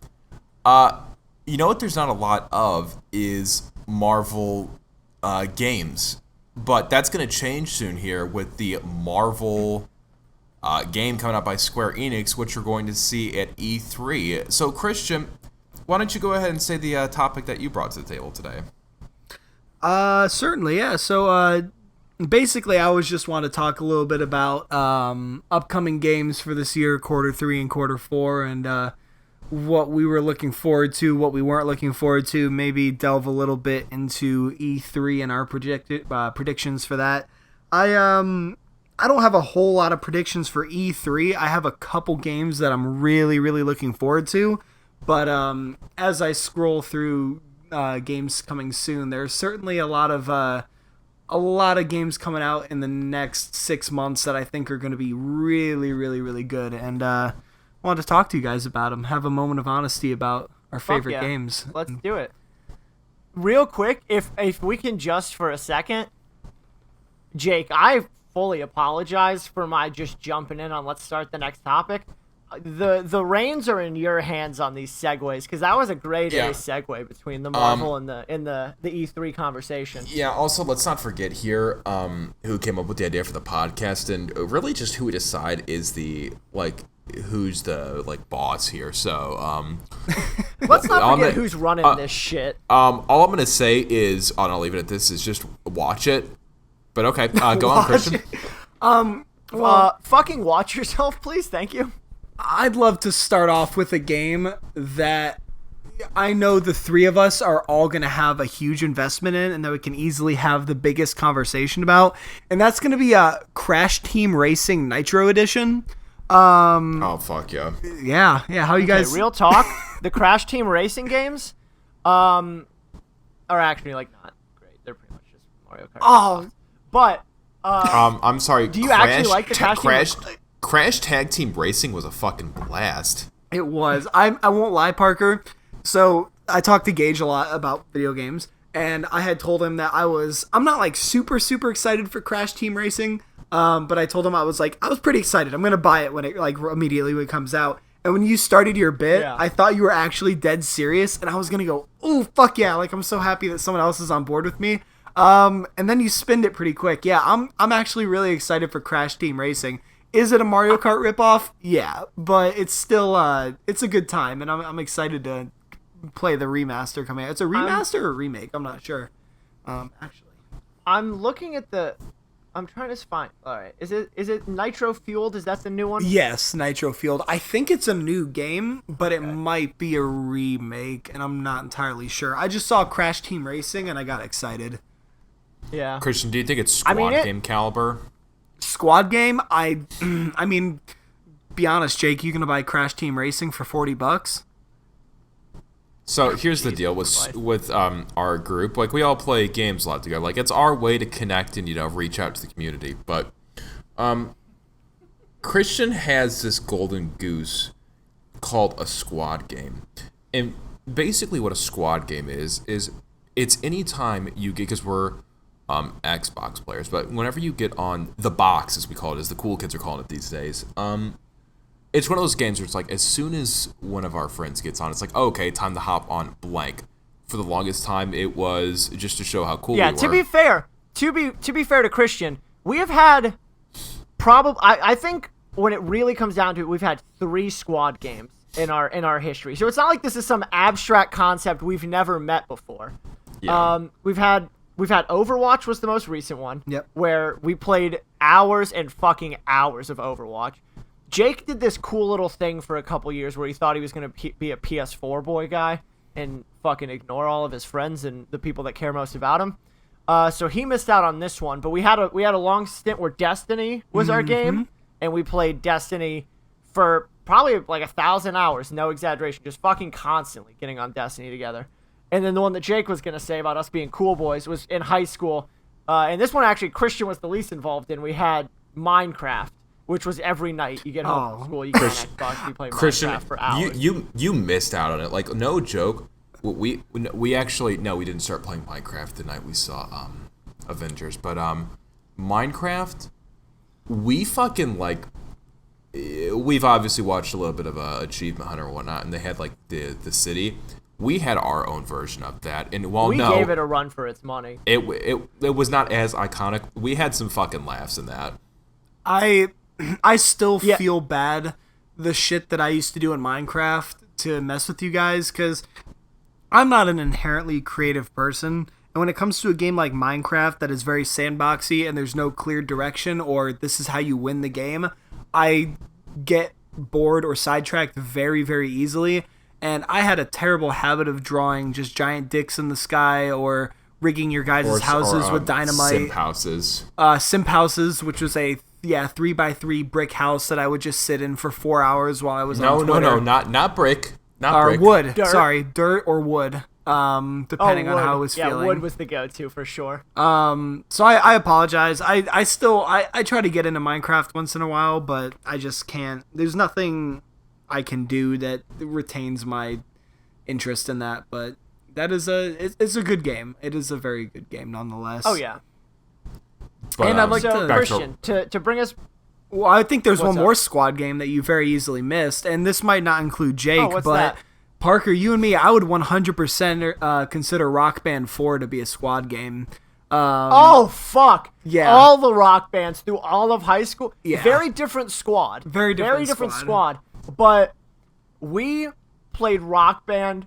I'm not joking. I think that might be the video game I've played more than like any other. Yeah. Based on just how fucking, or just like those music games in general.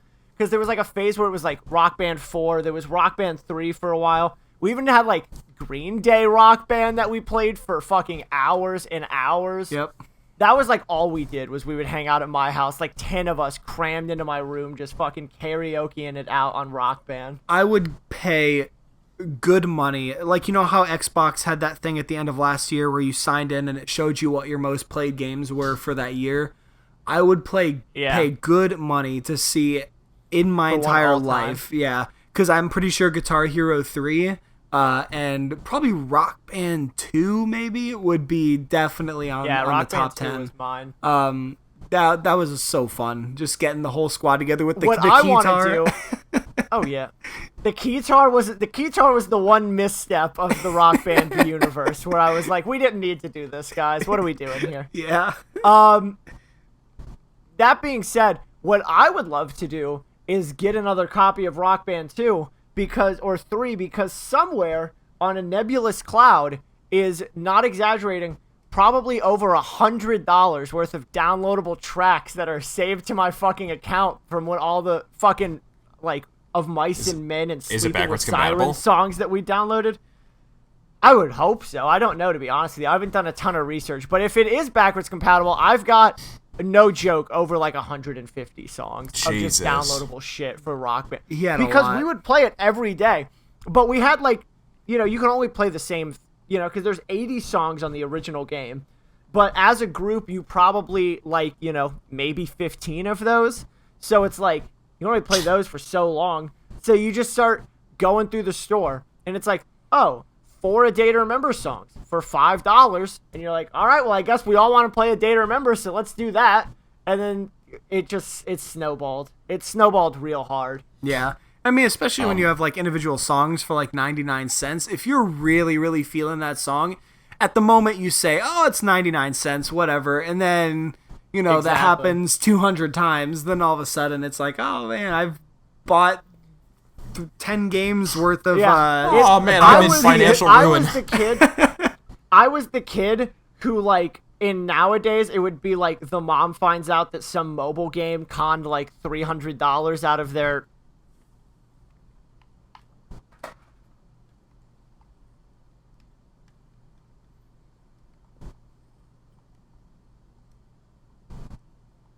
Controller battery died. Sorry about that. That's what I thought. I didn't want to say anything because I wasn't sure if you were still talking, but there you are. No, yeah. I'm the kid whose mom finds out that he just spent like $150 on some fucking stupid mobile game through microtransactions. Or like my brother spending $300 on Fortnite. Yeah, that's a bad look. That's rough. Yeah, it's not good for sure. That's rough. But enough about past games. E3. Well, let's see. I mean, well, we can hit some of the easy ones. Like, are they going to announce new consoles at or before E3? I think it's a pretty safe bet. Yeah, I think it's a pretty safe bet they're going to announce them at. I'm personally not excited for any of the new consoles because I still feel like Xbox One, when you look just bought an Xbox One X. Yeah, even though it was, well, I just bought an Xbox One X, yeah, but I just feel like the Xbox One, it's had probably about an equal runtime as the 360, but I don't know. I don't know if time got away from me, but it just doesn't feel like it's been out long enough, and I don't know. I'll say I'm not excited just in the sense that, like, obviously I expect the tech to be way better, and that's cool, but, like, I just hate the concept of like, all right, well, this thing that I've spent $500 on and countless more money on games is now irrelevant, and you now have to buy the new one if you want to be playing with your friends still, and you got to just fucking suck it up that all of this goes in the trash until we inevitably bring backwards compatibility to it. But like, what makes me sad is the fact that once the new consoles come out, there will again be a great divide because I'm going back to the dark side. Oh, are you? You're getting a PS5? I don't Christian, know. Yeah. I don't like any of the games on Xbox. Like, yeah, playing with you guys is fun. You work until 3 in the fucking morning every night. Like, when I get home and I have no one to no one's online, I'm just kind of like hanging out. Yeah. I kind of want to play some games that I want to play. That's true. Hopefully that won't be the case anymore. Trust me that you've got a disposable income at this point. Get both. Oh, okay. Yeah, that describes me perfectly. It's just disposable income. I mean, I totally get the games thing because one of my favorite franchises on Xbox is Gears of War, and I couldn't imagine not having Gears of War. It's probably my third favorite franchise in games ever. As far as the job thing goes, that's not going to be forever, and I'm hoping I can convince you to get an Xbox because I'm going to miss you, but you gotta do what you gotta do, and I know you love the Uncharted. I know you love the yeah. Speaking objectively, based purely on games, if like online gaming was not a thing and it was just based on the games, I would also get a PlayStation. Mm-hmm. But for me, I now live in a city that is not even in the same state as you guys, so I can't even drive to you guys on like a weekend or anything. And so to me, getting on box with the boys is more important than like, oh, can being I with play the the new Spider-Man game? Which I am still certainly upset about the fact that I've not played the new Spider-Man game. It's really good. So good. Yeah. I mean, I had a coworker tell me that he would let me borrow his PlayStation to play Spider-Man, and I was like, don't fucking say that to me because I know you're not gonna let me borrow your PlayStation. Buy a secondhand base PS4 for like $150. That's what I did. I mean, bought mine that's for certainly 200. the plan. I've got a big move coming up with. I gotta buy a bunch of furniture for and shit. Wow. Okay, so. Max. All right, Keeble. Max Keeble. Oh, man. All right, Robe. The big thing I'm on the lookout best Josh for. Peck role. It's definitely a Josh Peck role. The one I'm on the lookout for is I really want to see a new Splinter Cell, just because that shit is like a sex king. So we haven't had a yeah. Well, we haven't had a Splinter Cell since 2012 or something. That's a long time. That's 7 years. Like, a lot's changed in 7 years. I'm not the same person I used to be, and I don't know. I would be down with a new Splinter heightened. Cell because I'm very much a passing Splinter Cell fan. I think I've played 2 of the games. I've enjoyed Which both ones? of them, but I've played Conviction and I've played Blacklist. Okay, yeah, 2 most recent ones. Those are good little games. Yeah. And I enjoyed both of them. So, although I don't have the passion for Splinter Cell that you do, I would absolutely be down for a new Splinter Cell and assume that I would thoroughly enjoy it, assuming that they don't shit the bed on a new Splinter Cell game. Yeah, I hope that wouldn't happen either. And by the way, I love the thought of just like the secret agent just like lying in bed and waking up just covered in shit, just being like, God damn it. Damn it again. Yeah, it's overdue. I mean, I'm not a huge Splinter Cell fan myself, but I definitely appreciate the games. I've only played Conviction and the original Splinter Cell, but they're definitely really solid games, and I hope for your sake, Jake, that they announce a new one, because it's about damn time that they do.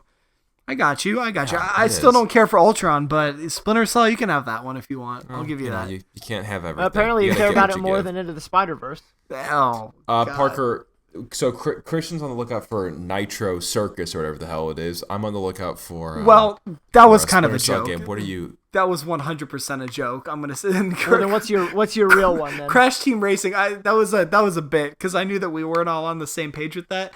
If I had to pick, well, the one that I was gonna actually say that I think all 3 of us can really relate to is the new Call of Duty. Because I know both of you have Christian. some Just pretty... stop it. No, I'm serious. I'm serious. Yourself. No. You do this every single year. Oh, what, yeah. the Call of Duty? Yeah, Christian, you. I'll have you know, I have not. This is the Call of Duty that's going to get me excited. No. I am going to go ahead. I'm the other way. I always say I'm not going to buy the Call of Duty, and then I end up buying it. This one, that trailer released, and I'm like, I'm probably definitely going to buy this one. What you do is you say you're not going to buy a game. You fight it. We all buy it and have a squaw game. No D, because, you're not in there. So we all have a great time with it. You get on board like 8 months later. We start fizzling out because we've been playing it for almost a year. Then you get pissy like, why'd I spend money on this? It's going to be probably the exact same thing with this. I'm buying Modern Warfare. Certainly. I guarantee you. I think it looks really, really good, and I think it's a really cool, I honestly think it's really ambitious, because if I'm correct, I think the whole premise behind it is, Modern Warfare, the old Modern Warfare was Modern Warfare in that era. Now they're moving forward with this one, and it's a retelling of the story with those characters in today's world as Modern Warfare, right? Am I right on that? I think that's not exactly. No, I believe it. No, I thought it was a sequel, isn't it? Those games take place in the original trilogy take place slightly in the future. So technically they take place nowadays. Gotcha. So this is a prequel then to the original Modern Warfare trilogy? I have no idea. I have no idea. I don't think it's ever been announced. If this is what I've heard, and this is what I've thought, this is a new story. The only character we've seen in the trailer is the only character that survived Modern Warfare 3, which led me to believe that this must take place after the fact. I beg your pardon. There were 2 other survivors. Thanks. I meant notable character. Who are the other 2? Who are your 2? I'm fucking shocked. One, Nikolai, but no one gives a shit about Nikolai. And then McMillan. Yeah, no, I knew that's what you were gonna say. But again, don't get me wrong. McMillan is the greatest character to ever enter a video game in history. But I don't know that I would go so far as to say he is a notable Call of Duty character. He's pretty notable. Like, most people, if you say he's the guy you follow in Chernobyl, they're going to say, oh, yeah, he's notable in the sense that he's a part of the arguably the most famous Call of Duty mission of all time, for sure. That if Amos was to be in a level, it'd be that one, let's just say. It would certainly be that one. Games that I'm looking for? Well, I mean, here's what I'm hoping for. Realistically, I'm hoping we get a nice Anthem DLC announcement. That would be... real quick, jokes, we bought that game. I think... I played it once. Yeah, I think we've put in a grand total of... You and I combined. Maybe a combined 2 hours? Yeah, maybe 2.5 hours. I'm fucking astounded with how... It's not bad. It's just so... It's just so milquetoast. It's just like, you know... I'm so glad I didn't buy it. Like, sure, we played that. Yeah. That was a good dodge, Christian. Many times. Well, that's why... This is the one upside to Christian's whole... He never joins us on any game that the group... Because that's the thing. When the group commits to buying something, it may turn out like Anthem, where it amounts to nothing.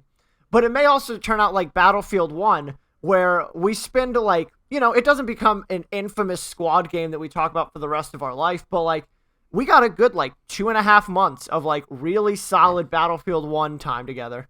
And Christian got in, again, like you said, like, if it's 2.5 months, Christian got in after the 2-month period ended. And so he got that half a month and then was like, the fuck, guys?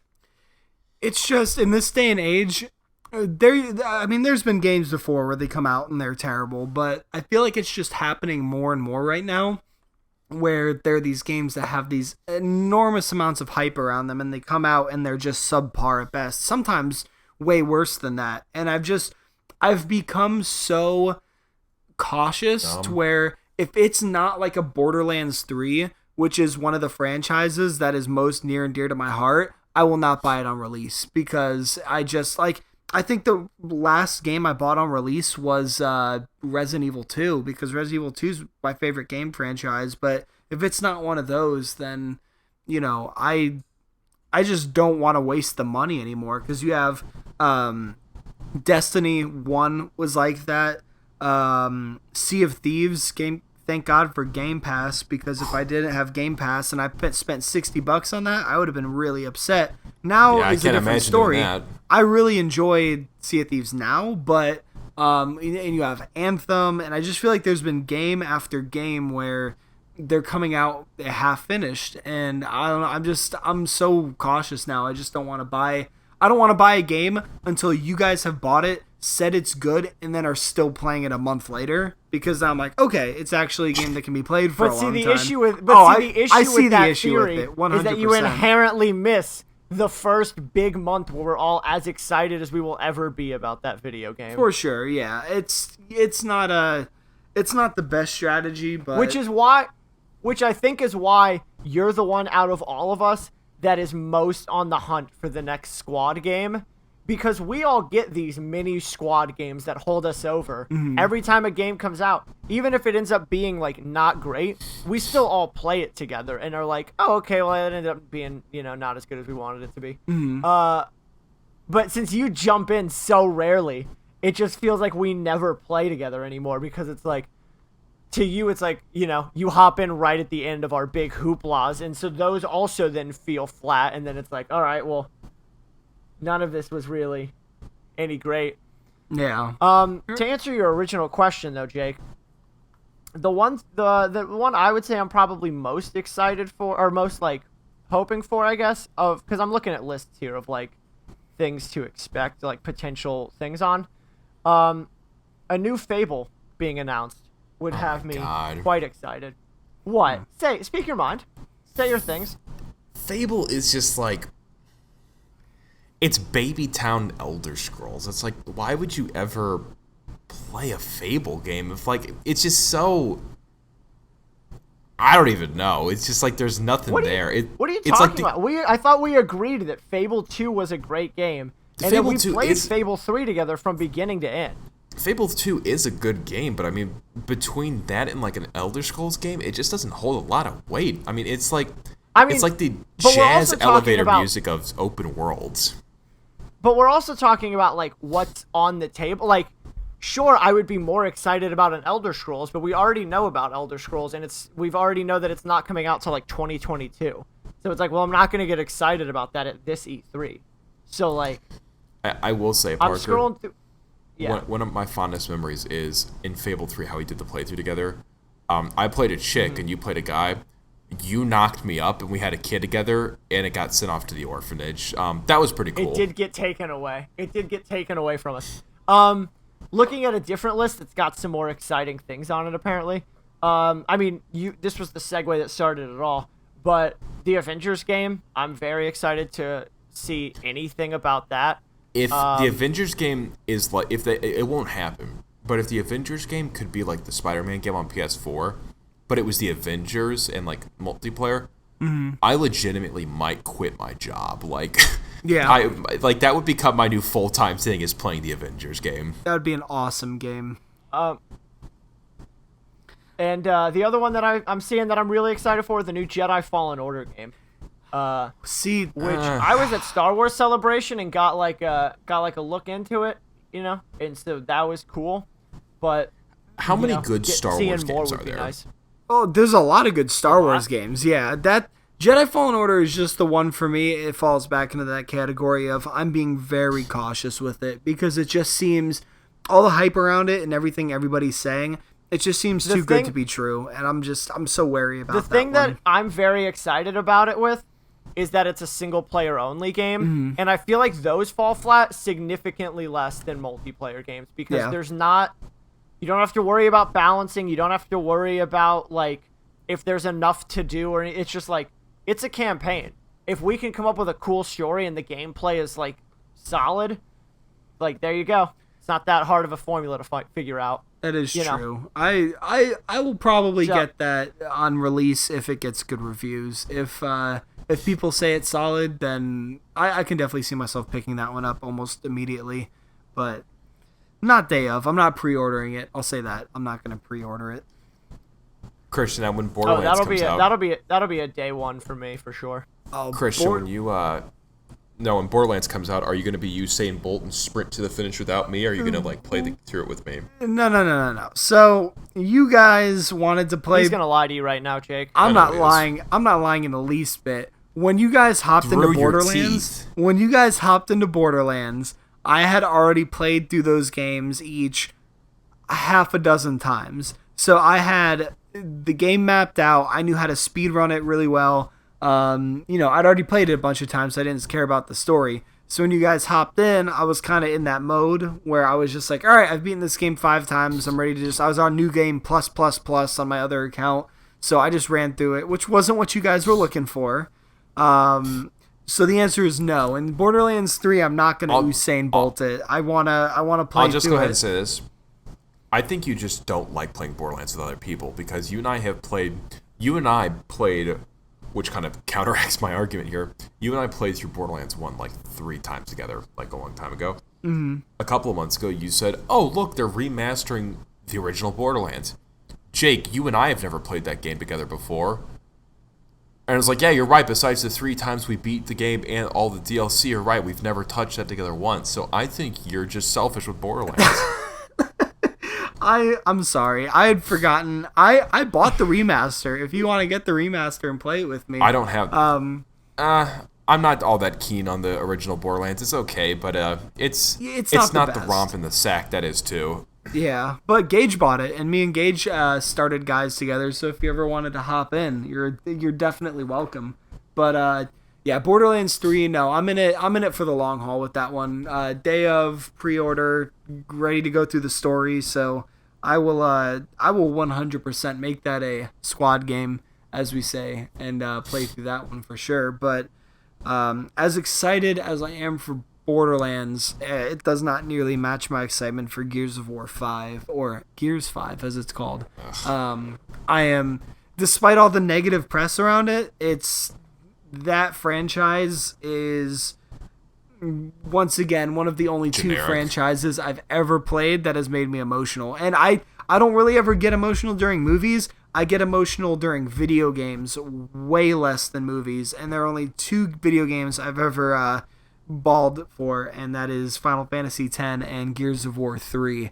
So now when you say you bawled, does that mean like you took a ball to the court and like, shot some hoops? Yeah, I was hitting homers out in the outfield, but okay. Or that's a weird place to hit a homer. You're hitting homers from the outfield. I don't do sports. You guys know this, but I don't do sports. You don't know the basic terms of the most popular sport in America. I was at work the other day, and for those of you that don't know, I work in a sports bar / arcade. I work in the arcade portion, not the sports bar portion. But once in a while, a customer will ask me to switch a TV over to a channel, and I guess the Cavaliers were playing, and a guest grabbed me, and she said, "Can you please turn on the Cavaliers game?" Yeah, she actually grabbed me by the loins. So this guest starts stroking me off. I was getting dry humped. And she said, "Can you please switch over to the Cavaliers games?" And I said, "Yeah, absolutely. What sport is that?" And she looked at me. Come on, that's childish. She looked at me like I was the spawn of Satan himself come to murder her children. I was dead to that woman, and she left me to get someone else because she was so upset.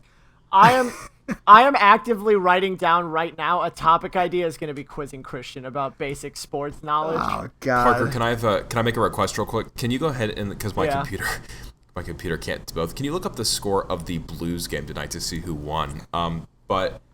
Christian, here's the thing, buddy. You don't have to be a sports fan. We make the joke, you have your Bengals hat because your family's from Cincinnati. Yeah. I don't expect you to know, the starting lineup for the Bengals or anything like that. You need to know a few basic sports teams. Like, if somebody comes up to you and says, can you put the Yankees game on? You need to know what sport the Yankees play. I know who the fucking Yankees are. Look. You don't know the Cavaliers? We did that one time with the football teams where you said, how many are there? 32? Is that right? There's 32 football teams? And you said, can you name all of them? And I got, 25? Like, I did pretty good. Don't even. You got, 10. My ass. Parker, you were there for that, right? My ass. We're gonna do a whole podcast topic on a future episode quizzing you about this shit. So we'll have it all on tape moving forward. And I absolutely promise I will do no research from this moment forward until that podcast. I will not. I will just go off of what I know. But I guarantee, just live your life. When it comes up, we'll hit it. Guarantee I got at least 20 teams on the football. But I know a couple things here and there. But yeah, it was pretty embarrassing for me, and I am not a sports person at all. But that was pretty embarrassing. But yeah, Gears 5. That's my number one. Back to the video game topic. I don't think it's gonna be the best Gears game. I don't think it's gonna be my favorite Gears game, but I will always throw down good money at a chance to play Gears of War. I mean, you don't know. I don't know. It might be the best. I like Kate a lot. I stand by. No. I apologize for just hopping in there. Yeah. It's all good. People are upset that I don't know if you know Parker or Jake about like the game, but it's focused around Kate, who is the the female character in the trio from Gears 4, and it looks like Gears 5 is going to be mostly focused around her story. And people are upset about that. I'm totally okay with it. I like her character a lot. Her character is actually my Xbox profile picture. It was Lara Croft and now it's Kate. So I'm totally cool with it. Fun fact, I use Day of the Dead Kate as my horde character in Gears of War, so there we go. If she's running around in neon clothing wearing like skull face paint, I'll feel right at home. Parker, did you get that score? Yeah, the Blues won 2-1. Fuck yes. Okay. Yeah. They're gonna do it. Is that the last game? Because there's a series, right? There's one more. Yeah, it's a series. Are they winning the series? 3-1. Ooh, so even if the other team wins the next one, then the Blues still win, right? It's a best of 7. Oh, so in theory, so it's first to 4. they'll just call the series when a team hits 4. Gotcha. No, it's actually he means one more as in if they win. It's 3-2. My mistake. So yeah. Shit. Yep, it's best of 7. Oh damn. Gears. I mean, I've never been a Gears fan. We all know this. But I understand that that's my personal bias, not necessarily the fact that it's a bad game franchise. But that and Halo are both kind of in the same boat for me, where to me it just kind of solidifies the like Microsoft really needs to get a new exclusive that's like solid. Because right now Gears and Halo are kind of the two big ones, and it seems like they're kind of like, I know a lot of people like Gears 4, and I know apparently some people like Halo 5 or they like the multiplayer or whatever. Gage likes to tell us about Halo 5 being good. But like, it just seems like both of those franchises are just like hanging on and are just like sticking around, and we like there just needs to be some new blood, I feel like. Supposedly Microsoft is said, I believe it was 14 original titles they're announcing at E3 this year. Because if you remember last year, they made a really, really big deal about all the new studios they were acquiring, like Ninja Theory and so now all those games would be coming. Yeah, I mean, I'm sure you're gonna have Gears, I'm sure you're gonna have Halo, I'm sure you're gonna have Forza, you're gonna have your basic Microsoft titles, but this could be a big year for them because I think they know that. Because I'll be the first to admit, I love Xbox. I've always loved Xbox, and I will continue to play Xbox. PS4 has better exclusives. Like, I just personally prefer the exclusives that are on Xbox, but as a whole, PS4 is killing the market right now. So yeah, they need to do something, and I think they really could. I mean, probably one of my biggest happy announcements from last year was the fact that Microsoft acquired Ninja Theory, because Ninja Theory has made one of my favorite games of all time, and that's the Hellblade game. I really, really like that, so I'm excited to see what they bring out with that studio releases. But that's, yeah. Is that the Hellblade game that's on Game Pass? Yes, you haven't played that one either. I think, Jake, you played it a little bit, right? I've downloaded it, and I've played the first like maybe hour at most of it. It's one of the most all around well crafted games I've ever played before, with the graphics, the combat, the sound design, like the sound design is fucking nuts. Yeah, that's with like she's like going crazy or whatever is whatever's happening there. Yeah, she has psychosis. It's really crazy. And so she hears voices in her heads, and it's one of when I finished the game, I knew it was going to be in my top 10 favorite games of all time, and it still is, and it probably always will be. It's one of those games where I'm just like, it's unique, very unique. Yeah, it is a very interesting game. Yeah, and those are the guys that Microsoft acquired, so we'll see what they do. I'm excited. Unsurprisingly, I took a more tepid approach to the game. Yeah, Jake didn't love it. What do you mean? It was okay. Oh, yeah? It was a decent game. I mean, it was too easy, I thought, but I mean, it was, if you strip away the, like, I don't know. It's barely above a walking simulator, just because the combat is basically non-existent with how easy it is. So it's just kind of like, if you like the gimmick, you'll like the game. It's no Dark Souls, that's for sure. The combat is probably 20 to 30% of the game as a whole. Probably closer to 20%. It really is about the story and the design and all that. So I 100% agree with that, so I can see why Jake wouldn't like it, because I know Jake is a really big Souls fan, and it kind of seems like it's going to be Soulsy for a little bit, and then by the end of the game, the combat never really ups in difficulty a lot. So I get that completely, but it's great. It's a good game. Are you guys excited for Ghost Recon at all? Like the new, because I know you guys have been in Wildlands. It's pretty heavy, right? I am. There's a mode on Ghost Recon called like Ghost Mode, where basically what it is if you die once, like your character is dead. Like you have to start over from scratch. I was never a big fan of I love the old school Ghost Recons. Like those are a blast. This new one I wasn't sold on, but they released this mode and we've been playing through it the past couple of weeks, and it's a blast. Like I'm having a great time with it. So from what I've seen of the new Ghost Recon, it looks like it's going to be more survival based. Like you're kind of dropped on this island, and like you're apparently what it is you're going to this island for a mission. Your helicopter gets shot down, and you're like you're like stranded basically. But the cool thing about it is you gotta like do shit like find food, find water to survive. You can do stuff like if you lay in mud, you can cover yourself up with it and use like natural camouflage. It seems very similar to the first one, but it seems like it's taking a few extra steps that it just make it a more appealing game. Yeah, I mean, I actually know very little about it other than the fact that a new Ghost Recon is coming out. But to be honest, with how much I liked Wildlands, just them being like, hey, we're making a new one, I'm pretty much on board. I've only played a very little bit of Ghost mode in Ghost Recon because the first time we all loaded up Ghost mode, we put about 3 hours into it, and I made a very boneheaded mistake and instantly wiped our entire squad. And from that moment on, I decided, maybe this isn't the game mode for me. Maybe I should just go back to playing the regular version. It was the thing that made it so painful was the fact that you made the mistake maybe 30 minutes before, and it was one of those things where it was like you made the mistake, but we were able to recover from it. We were like, "Whoa, that was a close one, Parker. Let's watch out for that." Ooh, lesson learned. All right, let's not throw the drone out of the helicopter because it hits the blades and makes the blades fall off. 30 minutes later, yeah. And the best part was after it happened, the screen went black and it was just silent. Parker didn't fess up. I had to say, what happened there, Parker? It's not that I didn't fess up. There was a noted, probably 15 seconds of just dead silence on the mics. No one said a word. We're just sitting there.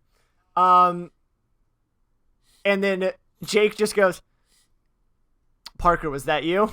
And Gage goes, "Oh, so we're doing it. We're just gonna call somebody out. All right." I continued to just sit there. I just continued to sit there silently. I wasn't denying that it was me. I just sat there because I knew. What you didn't see, Jake, was on my side of what was happening, a silent, half laughing at like, oh my god, like this is fucking hilarious that I just did this on accident, and half like, I think I might have just lost 3 friends, and they will. I think this might be it for me. You're like the dog that the owner comes home and finds like the trash has been taped over and there's shit all over the place. Yeah. You're like the dog that's sitting in the corner, and you go and like scold the dog. It like starts making that weird ass face. Like that was you during that moment there. Pretty much. So the minute you asked, not the minute you asked me, but when you asked me, because then there was a little bit of conversation arose, and then Jake, you were like, "Parker, you still haven't spoken. What's going on?" And then I fessed up. Yeah, not my best moment. I wasn't mad at you. I was just disappointed. That's one of those games where we were talking about how Minecraft isn't a game for me because I like to mess around a little bit too much in non-productive ways. I saw you guys playing Wildlands, and I was like, oh, it's the new squad game. Ready to hop into this one. I'll download it. I heard what this game mode was, and I instantly turned around and uninstalled it again from my Xbox because I knew there was no way that I was not going to fuck up everything you guys were doing. Yeah, I appreciate that. Yeah, it would have been terrible. I was not so smart, and objectively knew that probably wasn't the game mode for me either, but everyone else was excited and they needed a 4th, so I was like, yeah, I'll hop in. I'm down. This sounds like some fun. And we got a good 2 hours out of it actually going well. Speaking of a good 2 hours, we have been going for just about 2 hours at this point, and while I know I haven't been able to go ahead with my topic, it is getting late now. Yeah, we might want to go ahead and put the kibosh on this while we're 2 topics in, and we'll save yours for the next episode. Hey, can we have a moment of honesty really quick, guys? Just a quick moment of honesty. Please. Let's hear it. I had a really good time tonight talking to you guys. This was a good inaugural episode, I think, and I'm excited. What I hope this is so bad. Like, I hope this podcast is so poorly received. Like 5 years down the road, somebody finds it and they're like, holy fuck, and like makes a meme out of it. Like, that's the only thing I can hope for here. That's top tier hopes. If I can have a moment of honesty, I was having a great time with friends until I felt personally attacked by the Into the Spider-Verse Ultron debacle. Well, that was about 30 minutes in, so you felt personally attacked for a majority of the podcast now. It's been a rough hour and a half. Parker's just been sweating the whole time. And that's that's okay. I would like to say moving forward, let's keep the format loose here, but I think with the amount we've mentioned, we should go ahead and bring Gage into this at some point, just see what his delightful little mind has as far as insight goes. So, I'd like to see Gage's take on this. Yeah, he has some pretty hot takes. Oh, for sure. But boys, Gate.